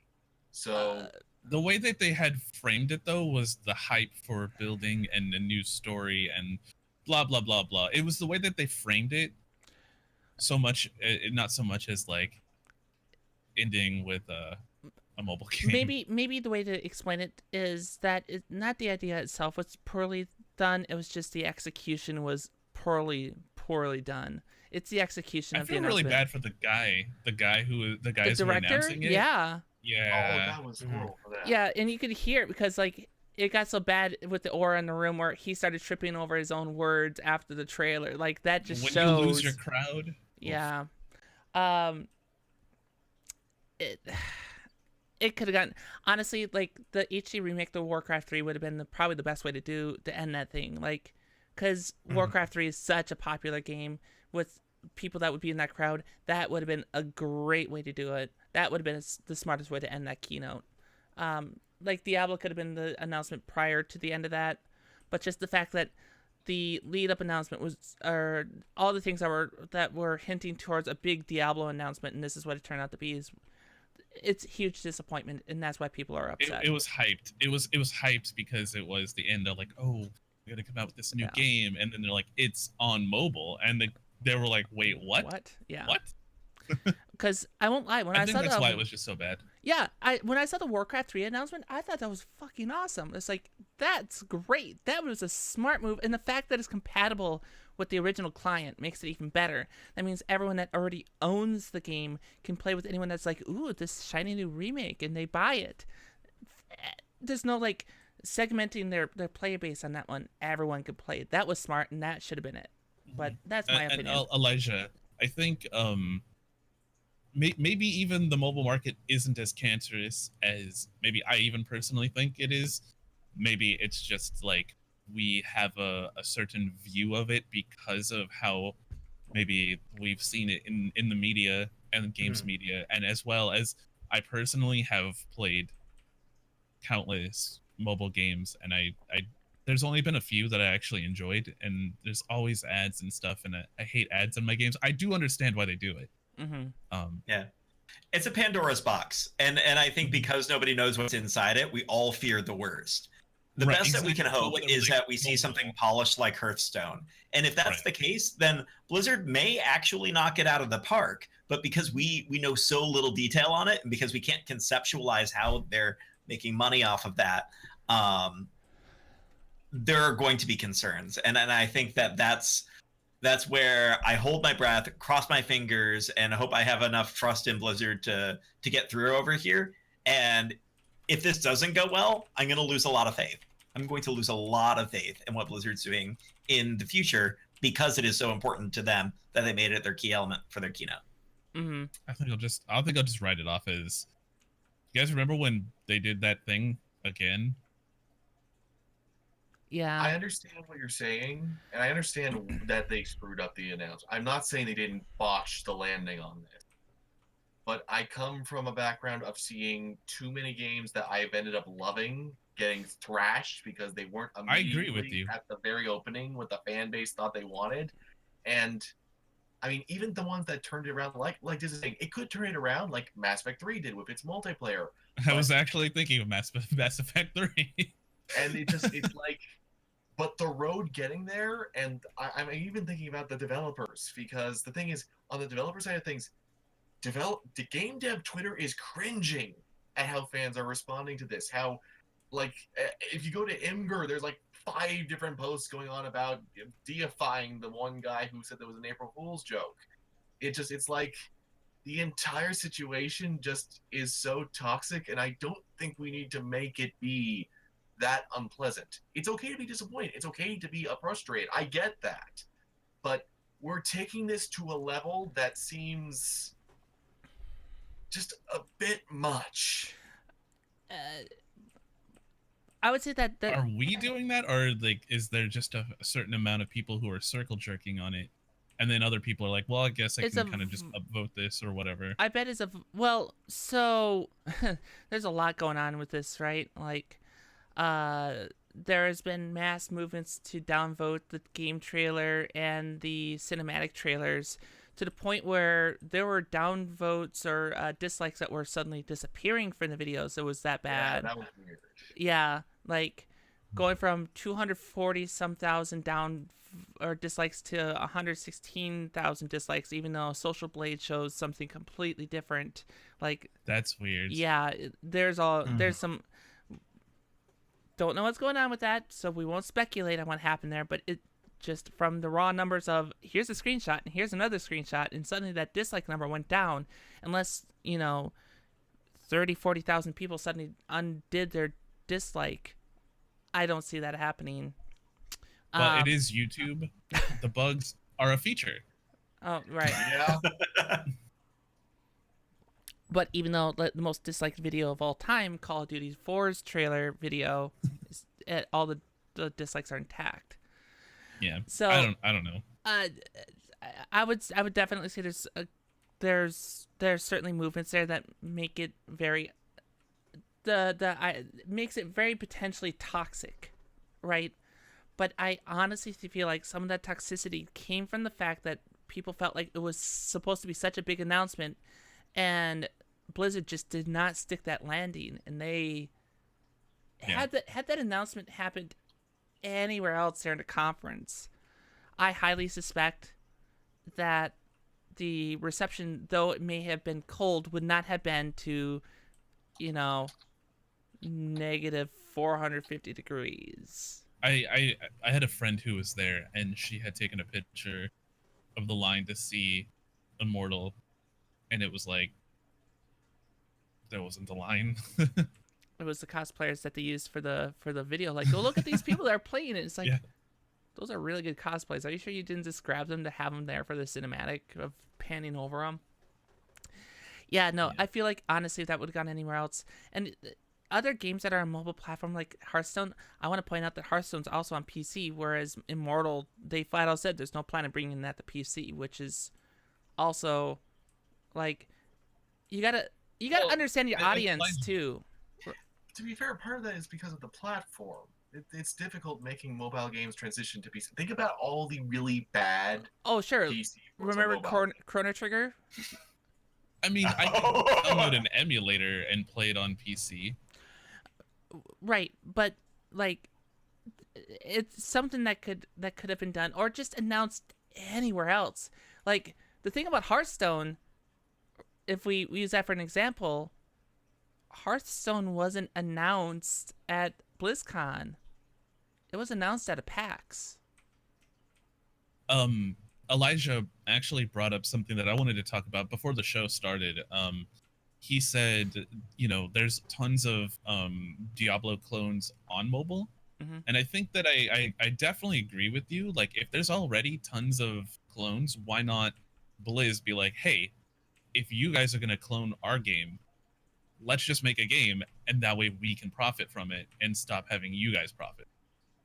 Like, I get that, definitely. Like, that's a good point. Marketing, or maybe not a marketing scheme, but like definitely a business move. Well, sure. I mean, and of course you have the whole, like, what do investors think about that too, and that's a whole nother mess, right? Like, yeah, that's for sure. Investor standpoint, if I were an investor in Blizzard right now, I'd be pretty stoked, and that might also describe why it got placed where it did, because there is the most potential out of anything in that. I mean, countless times, though, we see the market or a vast majority of people freak out about something and hate it, but it always comes back. It's always good for whatever is happening, be it a person, a channel, a company. Every time you have these big outcries against something, there's always a counter to that, and there may not be as loud or as vocal, but it always comes back every single time. Every single time. It's never destroyed a company. Right. It's always good. So maybe this is good. This is getting people to talk about it. I wish 2K Marin could say the same. Okay, almost every single time. Almost every single time. Right. I mean, look at Nike. Look at all the other crap that's happened. I understand. It's I'm saying there is some margin of concern, and I absolutely agree. I definitely agree. Yeah, that there's been some developers that have been buried from it, but I just feel like even if it was if it was investor base, E3 would have been a better place for it, because I mean, E3 is just a big investor circle jerk. Like, it really is. Yeah. Maybe they just didn't have anything else, and we're like, oh, just throw it in. Maybe I guess, and this is just speaking from any type of announcement in any type of conference / convention is you should try to target the audience a little bit better too and understand that audience. If you have a bunch of PC gamers there, the last thing they're going to care about is a mobile platform. Just like if you go to E3, having mobile announcements isn't a horrible idea. You're probably going to see some kickback like with Command and Conquer, but it's a better place for it. PAX has all sorts of different type of gamers, so that's a decent place for it. It's just I felt like they thought that out better with Hearthstone and PAX than they did with this mobile game and BlizzCon. So I don't think that it needed to be as big as it was. I think people blew it way out of proportion. Yeah. Like I get the annoyance or the disappointment, but I every single time something like this happens, I'm like, guys, it's a video game. Relax. Right. Mm-hmm. What's the worst case scenario? It ends up being awful. You don't play it. Yeah, exactly. It's not like this is the only game that we could ever play. The only Blizzard game that's only going to be on the market. It's like, if you don't like it, don't play it. Don't put money into it. I'm sure it'll be free to download and check out. And there are plenty of clones. There are plenty of clones. So whatever. All right. Well, now that we've beaten that dead horse, yeah, it is definitely that was a good, thorough discussion. what about some other big games in the news surrounding it, like with Red Dead Redemption 2? Oh, this. What a wonderful game. And I will say, I've seen a lot of people streaming on Twitch, and it's been pretty entertaining so far. The different videos that I've seen. I think the story on this is really about the popularity of Red Dead Redemption, which everybody knew was going to happen, but what problems come up because of it. I don't even know if this is an actual story, though.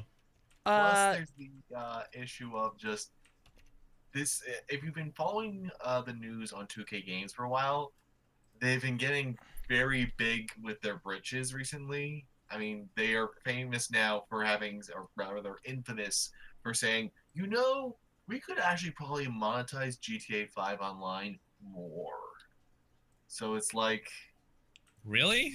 Yes, they seriously said this. This is what their current president said in an earnings call. It was galling, and it's like the antithesis of 2K in the 7th gen, which was like, we're going to publish stuff like BioShock, Borderlands, and Spec Ops The Line. Screw it, we'll do Mafia 2 as well. And then this generation, it's been, well, it's led us to the point where, Mish, do you want to explain the current story, or? So the big thing is, over the last week, the game, or the website trustedreviews.com suddenly had to write an apology note to Take-Two Interactive, and it reads like this: on February 6th, 2018, we published an article that was sourced from a confidential corporate document. We should have known the information was confidential and should not have been published. We unreservedly apologize to Take-Two Games, and we have undertaken not to repeat such actions. We have also agreed to donate £1 million to charities chosen by Take-Two Interactive, or Take-Two Games, which that's a huge problem. Now, there's some blurriness about what happened there. There's a lot of people that are... There's people in games journalism and games news creation that's saying, why are you doing this? You're well within your right to publish it. You did not steal that. You were sent that document. Whoever sent the document can certainly be in trouble with Take-Two, but it's not your fault. You've got it and you ran with the news. And at least in the United States, they would have been fine. The problem is this Trusted Reviews is out of the UK, so publication laws are a little different. It was a case of Take-Two was threatening legal action for publishing this confidential document, which that's where it's like, that is a scary precedent if they think they can do that and get away with it. You can't just sue. I mean, look at Bethesda and Fallout 4 with Kotaku. That's a big one. You know, Jason Schreier, the editor-in-chief of Kotaku, received documents of Fallout 4 well before Bethesda was ever ready to announce it. And Bethesda, all they could do is, well, shit, that sucks. You know, we got to make sure our documents are better secured, but... There's an extra layer to this that actually a recent update about the Telltale situation, explaining part of why it was Super Bunny Hop talked about it. Part of the reason that they suddenly ran out of money is because NDAs were broken. Apparently, there are actual legal agreements with certain game companies where if you break NDA, you have to pay a certain amount of money, pretty much carte blanche, if someone is a whistleblower. That one whistleblower can screw over the company, and apparently, because of the Stranger Things leak, that's what it's implied to be. That might have been part of what sunk Telltale, is because it just wiped a bunch of money out from under them. So the game industry is really obsessed with NDAs, which is weird because, like, you look at TV, you look at movies, you see set photos and everything. They don't actually obsess nearly as much about it. You tend to know about it way in advance, whereas with games, voice actors don't even know what characters they're playing sometimes until the game releases. Yeah. It's this weird mindset that we can't share anything. Right. Generally speaking, NDAs or embargoes until the game is launched, to me, shows that they've done a very poor job with the game, because they don't want anything to come out. Like, in my experience of working with developers who have embargoes, let me tell you, only a couple of those games that were embargoed to day one, or day zero, I guess is what they call it, they're usually really bad, or they get just poop all over them in the Metacritic and on Steam. Or they're buggy as hell, like with Bethesda. Bethesda is now... Well, that's what I'm... Yeah, that one day in too. advance, and that's it. Mm-hmm. Exactly. That's what I'm saying, is for the most part, these games that have embargoes until launch usually is something, if you guys are just interested in a game and you find out that it's embargoed until launch, maybe wait to buy that game, because usually speaking, when you are embargoed and you can't talk about the game, they're trying to hide something, unfortunately. Which, yeah, I mean, I have different opinions about embargoes and such, but that comes from, you know, having gone to school for journalism. So yeah, some embargoes are reasonable. Yeah. It's like, say, I mean, you want to keep things fair too, because, like, I can think back to when I was reviewing Extinction. There were some guys who just, you know, right away were, as soon as the embargo dropped, posting whatever they wanted. One guy didn't even post a video review. He just posted an image of the game of him talking about it, just hoping to beat out everybody else to posting it. So I get why they need to exist, especially for, like, reviews and previews. It's just... you have to be fair. Until launch is a little ridiculous. So- they need to build hype, yeah, and not allowing content creators and people who are writing about these games. If you're not allowed to talk about it, that's cause for concern. Well, that's a big cause for concern. So the document had information about, like, game features and whatnot, which, for the record, Trusted Reviews got what they reported correct from that document. Like, the stuff that they talked about in that February post was what came out, and they are popular features in the game post launch. Yeah, I don't know how the UK deals with free speech. Yeah, it's different, definitely. So I don't know how. It is concerning that they dropped that much money to different charities and stuff. Like, they were forced to do it. Yeah, well, especially if they've broken no laws. That seems weird. Like, if you don't have to pay that much money, you're not going to pay it. So it feels like maybe there was something else involved. So, but we literally don't know anything. We don't know anything about it. Right. So, okay. Part of where the concern and the precedent for it is concerning is a quote that Jason Schreier was able to get in his coverage of this whole thing, and the quote it's in a Kotaku article that Jason Schreier wrote last week. But it's a quote from Take-Two Interactive where it says, Take-Two takes security seriously and will take legal action against people or publications who leak confidential information. Because of this situation involved information about Red Dead Redemption 2, Rockstar Games directed the settlement funds to go to three great charities: the American Indian College Fund, the American Prairie Reserve, and the First Nations Development Institute. So, while the charities are fine, the fact that they had threatened legal action, which if they tried to take that to court in the United States, they would have been, the judge would have threw it out, right? It's not the publication's responsibility to make sure sensitive information doesn't get out. I mean, that's what makes me worry is that, and I don't, like I said, I don't understand the law because I'm an American, so I don't know. I haven't looked into that, so I'm completely. I have no knowledge of how things work there. Mm-hmm. I just know that in America, if that's how it works, then yeah, if you do something like that, you get screwed.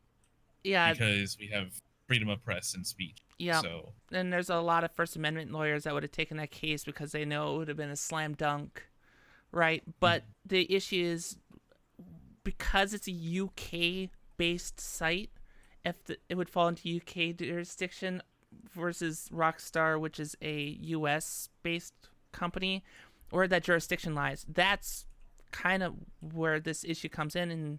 But even so, like that's scary for anyone that does any type of journalism outside the United States. For so earlier when we were talking about the content creation, the first gaming site that I wrote for was a UK-based website.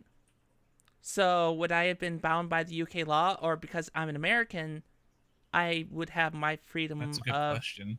Right? So I mean, there's so many different levels to this that makes it really, really scary. But really, if it was my opinion, Take-Two and Rockstar should figure out how that document leaked and take care of it that way. That is what they should have done. But trying to threaten legal action, and the fact that game reviews, trusted reviews, just folded to it, that is. Well, that puts that makes me question why, because no company is going to part ways with that amount of money unless they absolutely have to and are in the wrong. No, I completely agree. Especially if it's not legally required, what's worth $1.3 million to do that? Exactly. Why would they? They would never do that unless they knew that it was going to cost them more in the long run. Right. So. Right. So, and unfortunately, the folks that I spoke to in the UK weren't able to give you enough answer because they didn't know. So I wasn't able to research based on the connections I have, but that's a precedent that I'm afraid to see that other developers will try to take, especially when you have as much as I don't enjoy some of the stuff that Jason Schreier does, because he's the one that wrote this article that I'm referencing. He's done other stuff. He was involved with the Fallout 4 article as well. While there are times where he says stuff where I'm like, really, dude? Really? He also does a lot of stuff where he's absolutely right in what he does and writes about and publishes about, and I wouldn't want to see that just be shut down because publishers like, meh, you published something that wasn't supposed to be released. Yeah. Well, I mean, how would leaks go from say North Korea to the West? It doesn't make any sense to punish that kind of stuff. Well, sure. I mean, I'm not going to speak on the current, and this is only we've seen it even in our own government for however long. You can go back to the 90s, 80s, 70s. That's always happened in our own government, and it's never on the news agency that reports on it. Whatever department or agencies has a report come out, they're like, we really didn't want it out there. The news agency can just go back and go, well, you should have protected your stuff better. Don't shoot the messenger. Yep.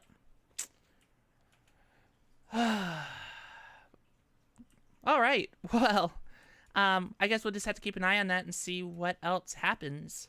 If anything else happens. Yeah. Well, I don't think there's much more that you'll see out of trusted reviews, but I want to see if this is a one-off or if devs and publishers try to push this envelope a little bit further. Talking about reveals, though, a reveal that is a little more controlled in what people wanted to hear and see out in the news. And we talked about this a little bit before. The PlayStation Classic. Yeah. Was it just on our last podcast where the question at the very end was, what game do you want to see? Yes. Yes, it was. Can I appreciate for a moment that a lot of games that I wanted to see did end up getting published, just not for us. Yeah, so for those that don't know, there are 2 versions of the PlayStation Classic that are coming out. There is... I'm just letting Elijah's... Armored Core! Armored Core! Parasite Eve! They're on the PSN Classics list for PS3 and for the Vita! And yes, I'm calling it The Vita? It's already The Vita, ready. you mean? You mean the Vita? Why couldn't... Who wants Cool Borders 2? I want to know! Oh. Legitimately, I want to know! Who's You begging guys, for that? I'm completely out of this subject, so you guys, please feel free to discuss. I'll be over here with my hippo. So, for those that don't know, there are 2 PlayStation Classic releases, the West and the East. The one that we're going to see here in the United States includes Battle Arena Toshinden, Cool Borders 2, Destruction Derby, Final Fantasy VII, Grand Theft Auto, Intelligent Cube, Jumping Flash, Metal Gear Solid, Mr. Driller, Oddworld, Abe's Odyssey, Rayman, Resident Evil Director's Cut, Revelation Persona, Ridge Racer Type 4, Super Puzzle Fighter Turbo 2, Siphon Filter, Tekken 3, Tom Clancy's Rainbow Six, Twisted Metal, and Wild Arms. Rainbow Six is really weird for me because it's not really a game you want to play on a console. It was made PC first. And it's even on GOG as I understand it, so it's not even like an exclusive. That one really throws me. I'm a little surprised by that too, but I do recall talking about, although I suppose that's probably referring to Siphon Filter. I felt like I mentioned Tom Clancy's game during the last podcast too, so I'm not surprised to see a Tom Clancy game on there, but yeah. And a lot of them we called. Twisted Metal, Wild Arms are ones that we called.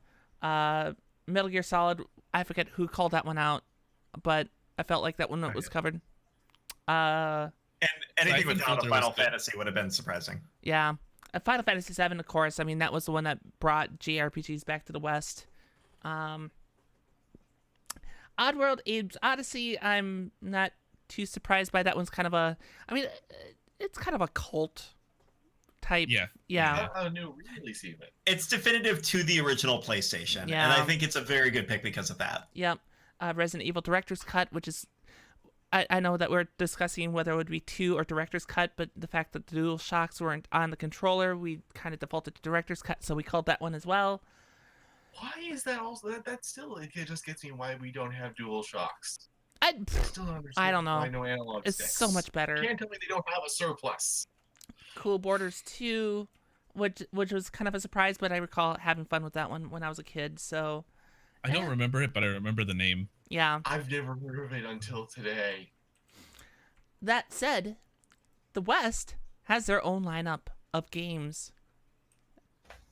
Prepare yourselves, because it's Ark the Lad 2, Armored Core, Biohazard Director's Cut, that's Resident Evil for the record, Final Fantasy VII International, G. Darius, Gradius Gadian, Intelligent Cube, Jumping Flash, Megami, Metal Gear Solid, Mr. Driller, Parasite Eve, Ridge Racer Type 4, Saga Frontier, Super Puzzle Fighter, is that Roman numerals backwards? It looks like it's supposed to be 9. But I'm pretty yeah. sure it's 9. Is it 9? It just has the double I I think there. Okay, we'll go with 9. Tekken 3, Toshinden, Wild Arms, and Suit. So, there are certainly games on the Japanese version that they would have done just as well to have them on the American version. Looking at Parasite Eve, looking at Armored Core. Honestly, if they would have put the Final Fantasy VII International on there, I bet that would have been a better reason to buy the classic because it's the international version. Thoughts? I'm sorry. Let me wake up. What's going on? Basically, long story short, a lot of games that Sony already has available in the West, for some reason, they're made exclusive on the PlayStation Classic for the East. Mm-hmm. Because reasons. There's one game in particular on the East one, and I'm so happy that the other day I bought a Learn How to Read Japanese book because I feel like I'm going to end up inevitably getting the East version so that I can play some of these games, and I will test that Japanese skill, which will be horrible. But at least I remember. Yeah. Oh, I've got like 3 copies of Parasite Eve. No lie. See, That's a lot of copies. Why do you have so many?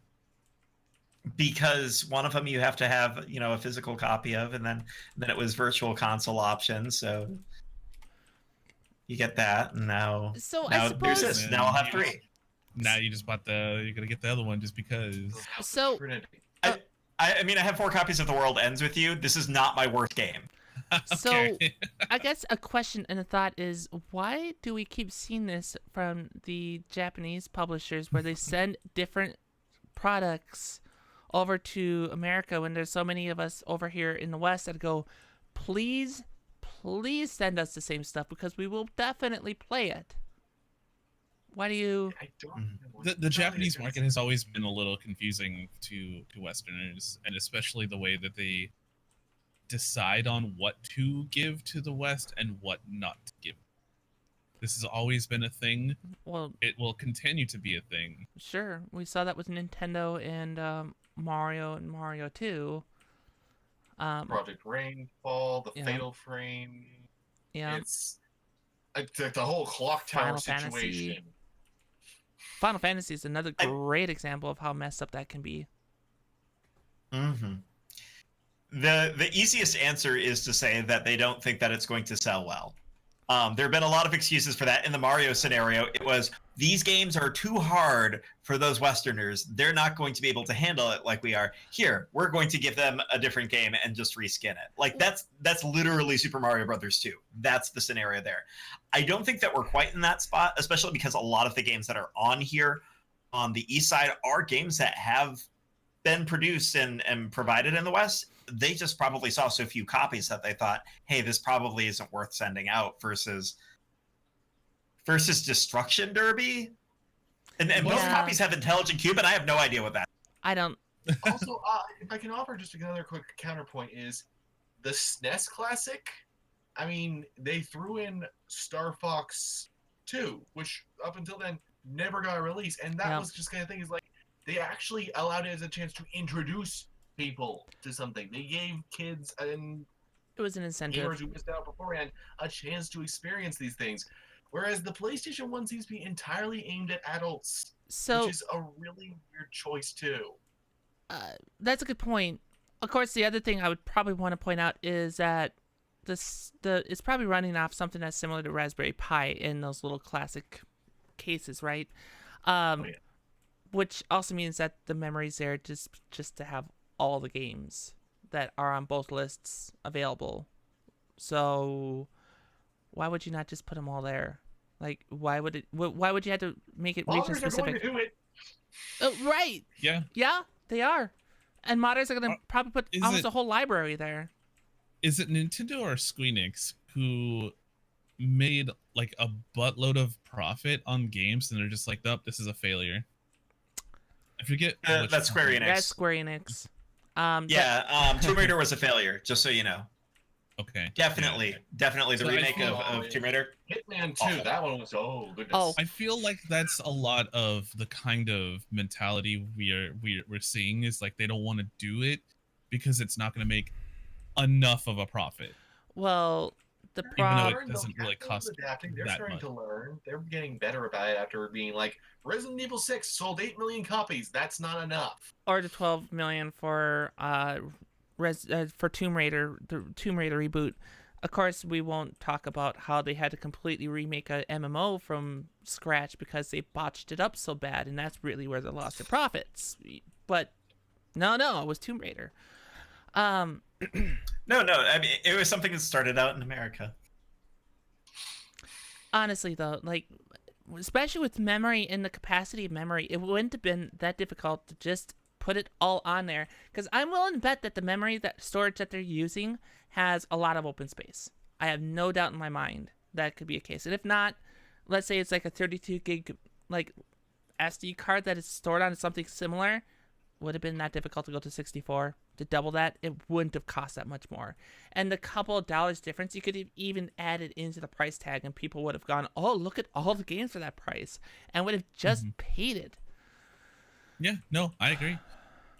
Like we see these decisions, not even just from the Japanese market, but even the North American market of just like, why did you decide to do that? And at the core of it, it's always that CEO, you know, the one that I'm talking about, that they're like, we'll just shave a few dollars off of each one, or a few cents, and then we'll make a buttload more profit, because in the end, we're creating thousands, hundreds of thousands of these, and you know that like 3 cents adds up. No. I have one additional question. Okay. And I feel this is especially pertinent because unlike with Nintendo, Sony understands the value of online services. They've kind of got that down now. So here is my huge ass question. Why isn't this connected to the PlayStation Classics branch of the PlayStation Network? You can't tell me that it would be that hard. You already have all the files and everything in place. You just need to network it exclusively to that. Set up a specific menu for that, and then people would be paying more money on top of the base games. That could be a security issue. Then basically you have a starting install base and a library that you can expand because, you know, back in the day they would still release new PlayStation 1s. It could have been a money-making machine. It could have been the next step in this whole virtual console thing. And instead, they did nothing like that. My guess is because of the lack of complexity to the device. It's probably an issue of security. Well, like Elijah said, though, that modders are going to do it. Yeah. Yeah. Well, in fact, they've already have. So I mean, at that point, why pay for the hardware? These games. Yeah. Right. No, I'm not talking about the device itself. I'm talking about being connected up to the network. That there could be a backdoor in that. So not security regarding the device, because you're right, modders are going to do what they're going to do. I'm talking about a security issue through the storefront and getting through that, because of the lack of complexity to that device. It'd be easy to hack and then get into the network, and that could. DRM though, like with the Vita, if you the most recent firmware update, it bricked hacking again. So as a result, if you go beyond, I think it's 3.68, even the hackers are just giving up. They're like, you know what? Screw it. I'm done trying to work around this. So Sony has evolved from their days of the PSP running Quake and JavaScript without a single hint of a problem. So it's not that they couldn't do it. It's not they don't even have the software protocols to do it. It's just... I don't know. It'd be nice to see that. Of course, like just the option to have. Of course, I guess the one way that we can speak to it is instead of buying the classic, go back to like a PS3 or PS4 and just buy the games we truly want, and just play it that way. It's already hooked up to our TVs, so maybe that's just a way to speak to it. Because if I'm going to spend $100, that's quite a few games I can buy off the PlayStation Store. There's only one problem with that, and that is that they've been very reluctant to do it with the PS4. With my PS3, I'm good. I'm solid. I have the most of the PS1 classics available, but with the PS4, they've been really There's even like PS2 classics that they still haven't brought over, or they bring over and they charge more for them, even though the only difference is that it's playing at a slightly higher resolution than it would on the PS3. So it's like, they're just, and they even at the time, one of their head guys, I think it was a House. He outright said that backwards compatibility just wasn't a priority for Sony. So I think that's part of the factor here, is that in some ways they just don't care that much at this point. But it just, they're in such a weird place about this when it could be so simple. It would be so simple to rectify all of these problems. Which, sure, that's a point, but it's also why I mean, I caveat that with saying PS3 and PS4, because you're right, there are restrictions in the PS4 and what you can download on that versus the 3, or even a Vita or a PSP. There are a lot of options that you could just download on those, and that would definitely take care of that. It is Vita, by the way.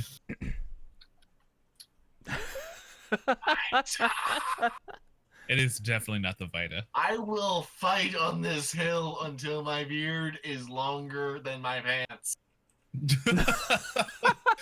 So what we've just found out is that Elijah will wear beard pants. I have a new sound clip.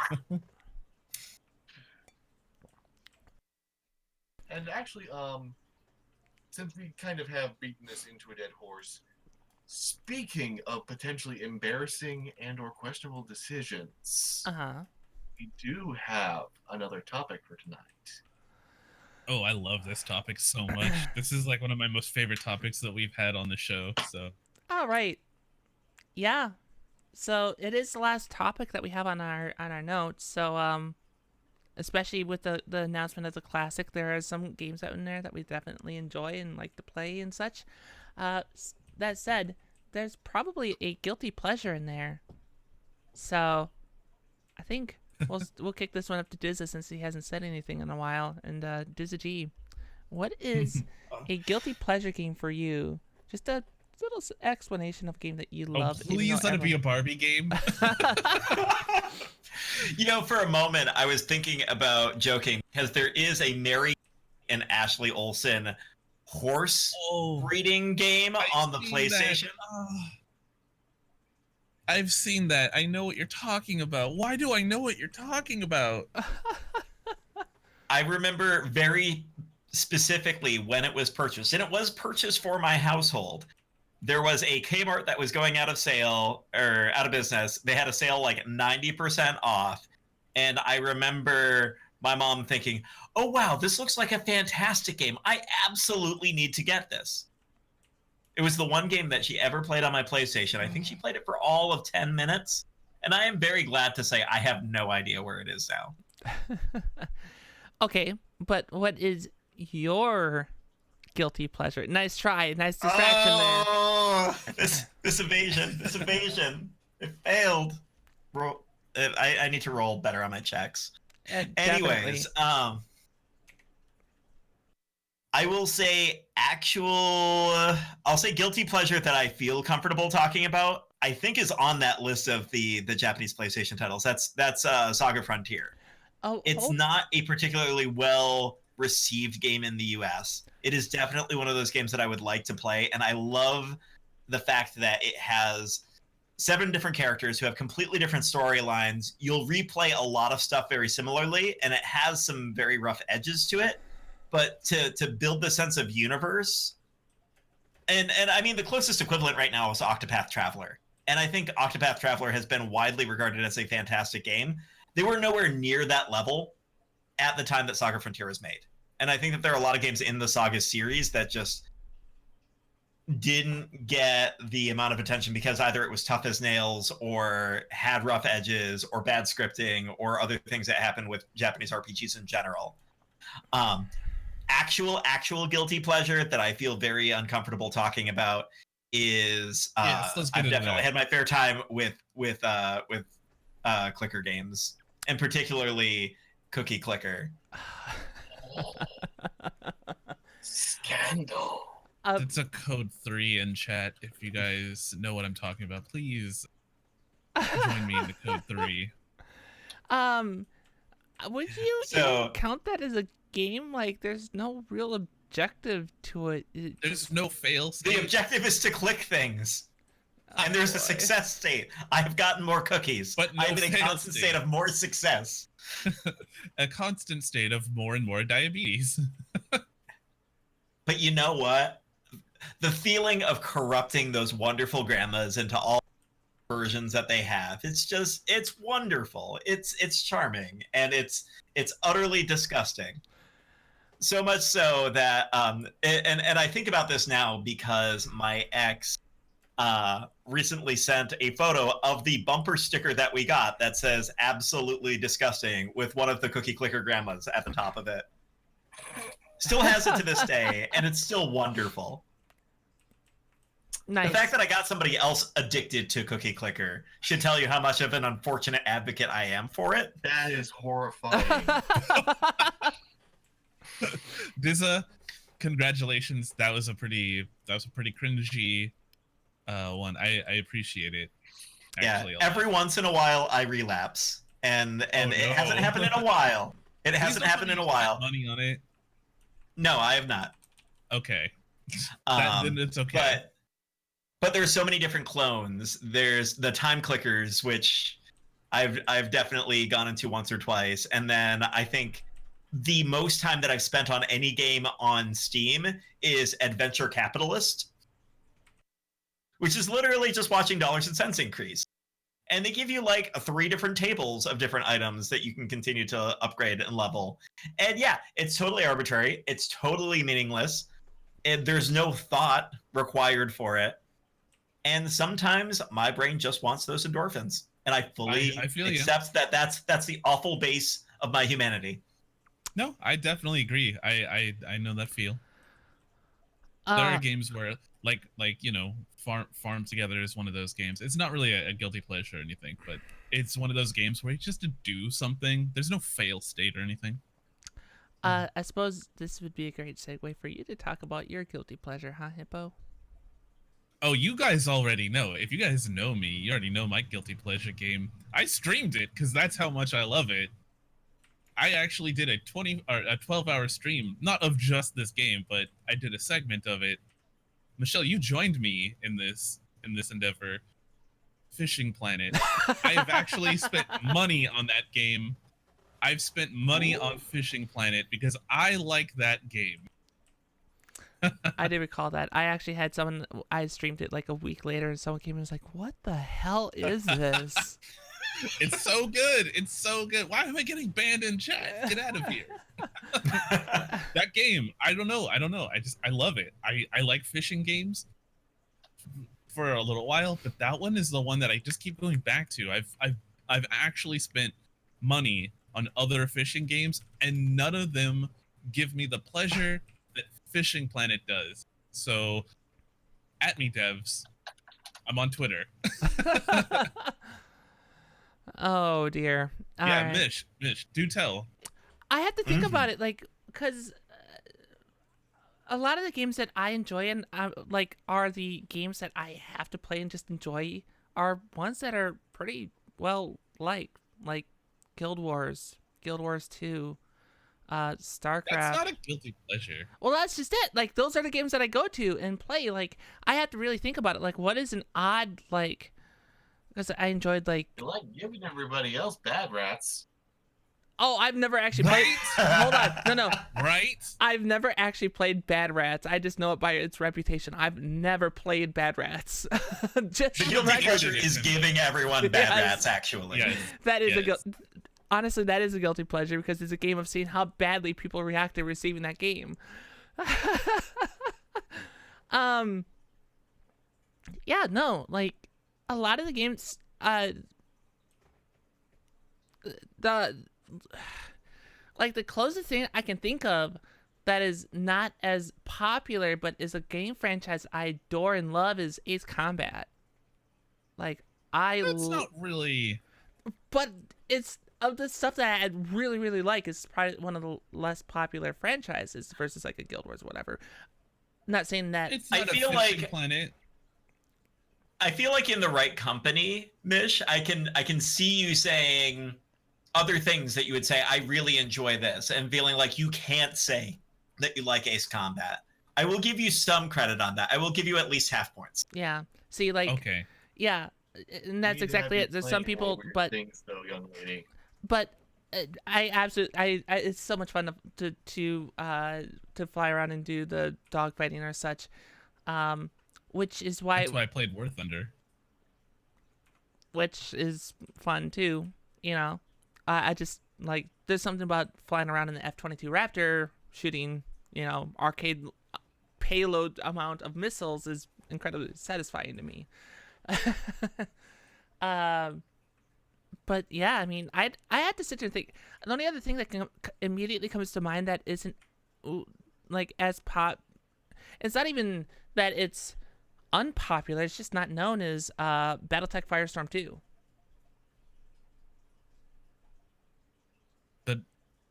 The new one? No.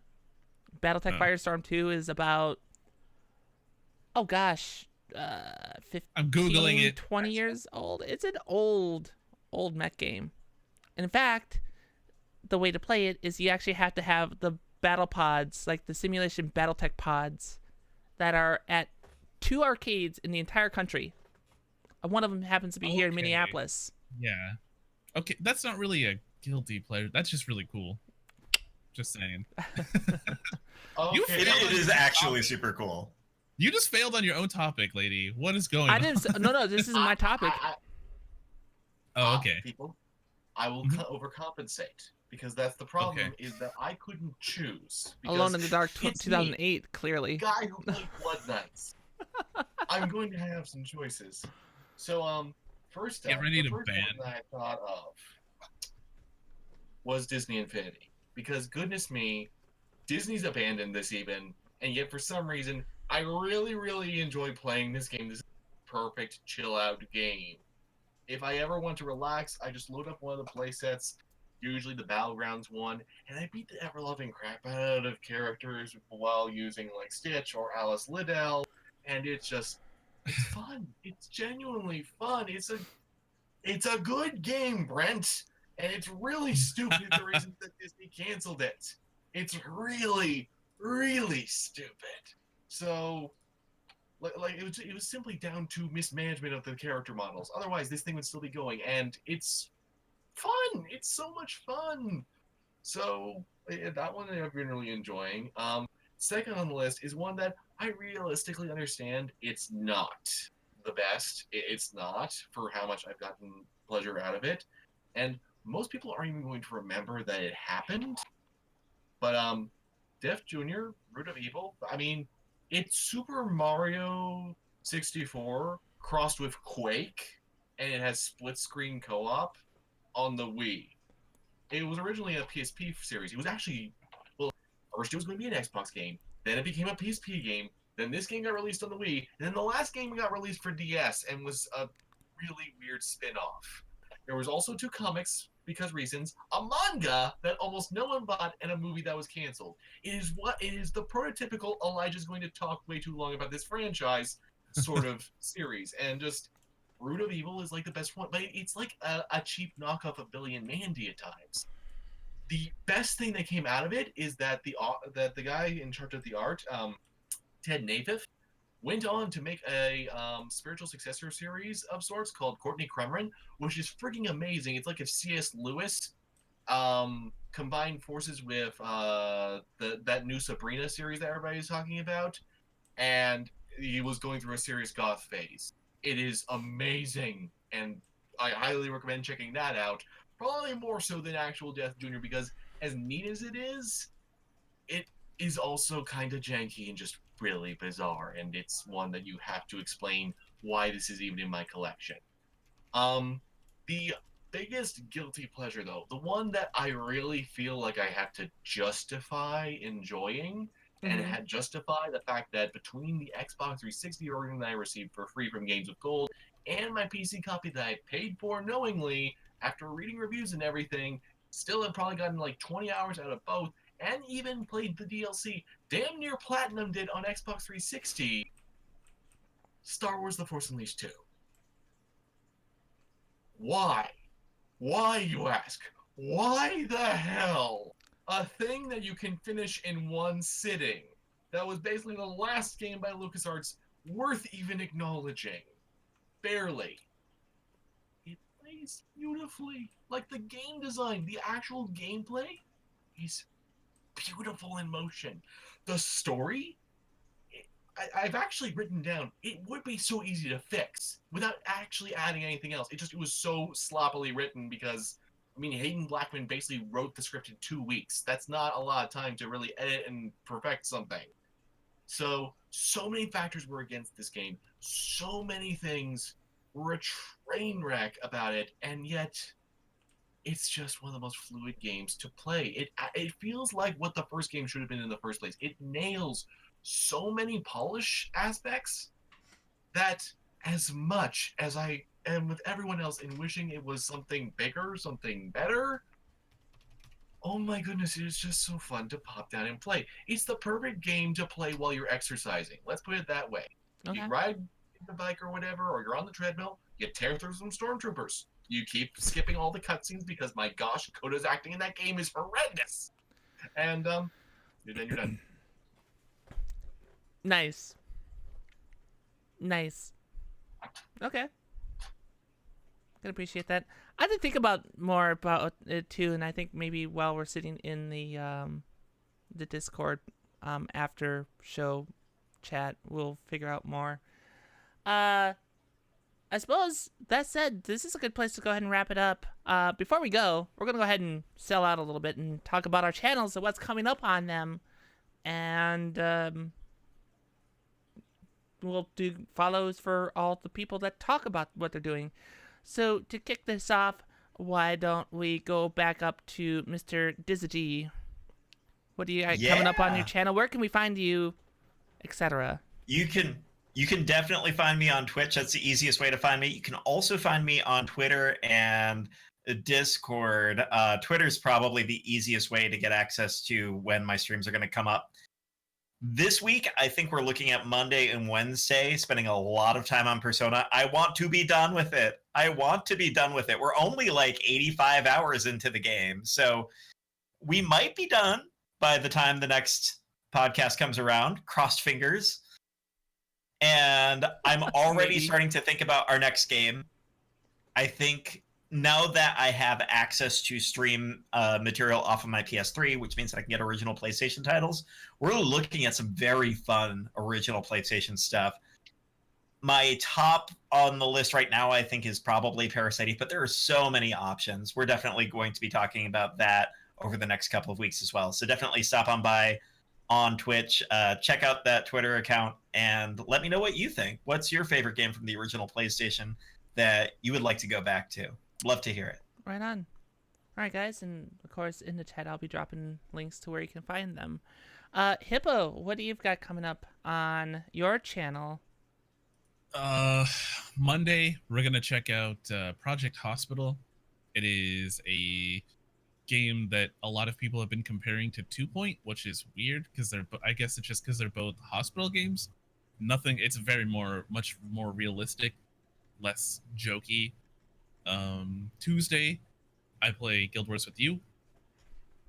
Yep. The rest of the week we're gonna be checking out MapleStory, GeoGuessr, some more MapleStory 2, more GeoGuessr.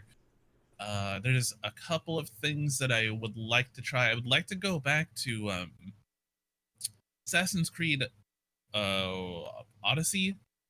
I really enjoy murdering some people. There's a lot of new games coming out very, very soon that I have my eye on that I would like to pick up. Don't have the right calendar up. So anyway, this week, next week, and the week after, it's going to be ramping up next week, but this week it's just going to be a couple of new indie games, and you can find all of my information on hippo.wtf. That's my website. It's literally my website. And you can find me live on Twitch at 5 p.m. Pacific nearly every single day, or I'm hosting where I am live, because I'm usually live 6 days a week, possibly 7, depending on how busy that week is, just not necessarily on my channel. Right anyway, on. Hip Anonymous on all of the things. There we go. Cool. Awesome. Thank you, Hippo. Elijah, what do you got coming up on your channel? Where can we find you and such? Well, as this shit said earlier, I'm going to be I am rolling out new videos currently on the channel. There's gonna be right now we've got a new thing on Vampire, and I'm gonna be doing a couple other videos on Vampire. I'm very excited to finally talk about the game. It's been a while since I did the roundtable on Game Critics, so very, very excited. Besides that, it's actually gonna be a non-themed month for November. I'm gonna just be playing it as by what strikes as the most interesting and compelling to talk about. There's some exciting stuff on the horizon that I cannot talk about, but you can find it on Unabridged Gamer on YouTube, where we are nearly at 500 subscribers. It's very exciting time. So you can find me there on Twitter at Paradigm Fallen, and on here also as the Unabridged Gamer, where I will be streaming more terrible games and playing them anyway, including Resident Evil, Operation Raccoon City, and doubtless many, many other stunning games. Oh dear. All right. As for myself, I will be doing, of course, Guild Wars Tuesday coming up on Tuesday, where we're going back to World Bosses. The Halloween event actually ends tomorrow, so no more Clock Tower for you, Hippo. I beat it. I'm fine with it. I beat it. I'm good. I don't need to spend any more money on that game. I'm good. You say that now. I know, right? I say that now, but then Tuesday they're like, "Hey, did you know that there's something that you would want? Look at this really cool top hat or something." And I'll be like, "Okay, well, here's $5." Yeah, pretty much. I knew the top hat would be great and a monocle. Anyway, that'll be coming up on the Tuesday. Wednesday will be another what is this game, which is where we explore games that have 0 hours played, because I have a lot of those because of Steam sales. Everyone falls victim of them. We're gonna actually dive into that's a good deal. I should actually play the game that I bought. Might do House Flipper this coming Wednesday with that. You should do House Flipper. Yeah, so that's probably coming up on Wednesday. Additionally, still working out the details to the 12-hour stream, which we will now do. We've hit the milestone that we needed to do the 12-hour stream, so that is a thing that is coming up. Be watching for that on Twitter and in the Discord. That's probably going to be, I'm going to guess, Black Friday weekend, but I'm not sure just yet. Need to have time to recover from it. And that's pretty much what's coming up on here. The Newbcast will be back in 2 weeks. Still need to figure out which one of the pillars, whether it's Hippo or Elijah, that will be joining us. We don't know just yet. We got to work out. No. Also, Game Club is coming up. And folks, do we feel confident in announcing what the one will be so that everybody can play along with us? Please. The Bureau XCOM Declassified. Yes, we're finally going to make me stop rambling about it without talking about it in depth. We're finally going to tap into that one. And if you're curious to play along with us for the next 18 hours, it's $4 the entire game plus its DLC on GOG. So if you want to follow along with us, you can join us in the chat when we're live talking about it. Yeah, if you haven't actually played it, go pick it up. If you have played it, be there so that you can discuss your opinions with us. Yep. There we go. So there we go. That will be coming up, I'm sure, as well. Viper. Because, yes. Uh, Before we go, the last thing to mention is that we've decided that we'll try to be hopping into the Newbcast Discord, where we'll be hanging out in the post-cast lounge, where we'll just keep chatting about whatever people want to talk about. So if you want to join us there, go ahead and feel free to join us in the Newbcast lounge. And yeah, I'm excited to chat directly. This will be fun. Yeah, That'll be fun. yeah, I think so. Also, I'm totally going to fix a typo that I just noticed now in the command, so because that's going to bug me otherwise. The Newbcast. It's the emphasis on the. It's dramatic. It's a Vincent Price. That's right. V. That's right. For the Unabridged Gamer, for Hipponymous, Dizzy, my name is Miss Michelle Jean. This has been the Newbcast Podcast. Thank you so much for watching, and we'll see you next time.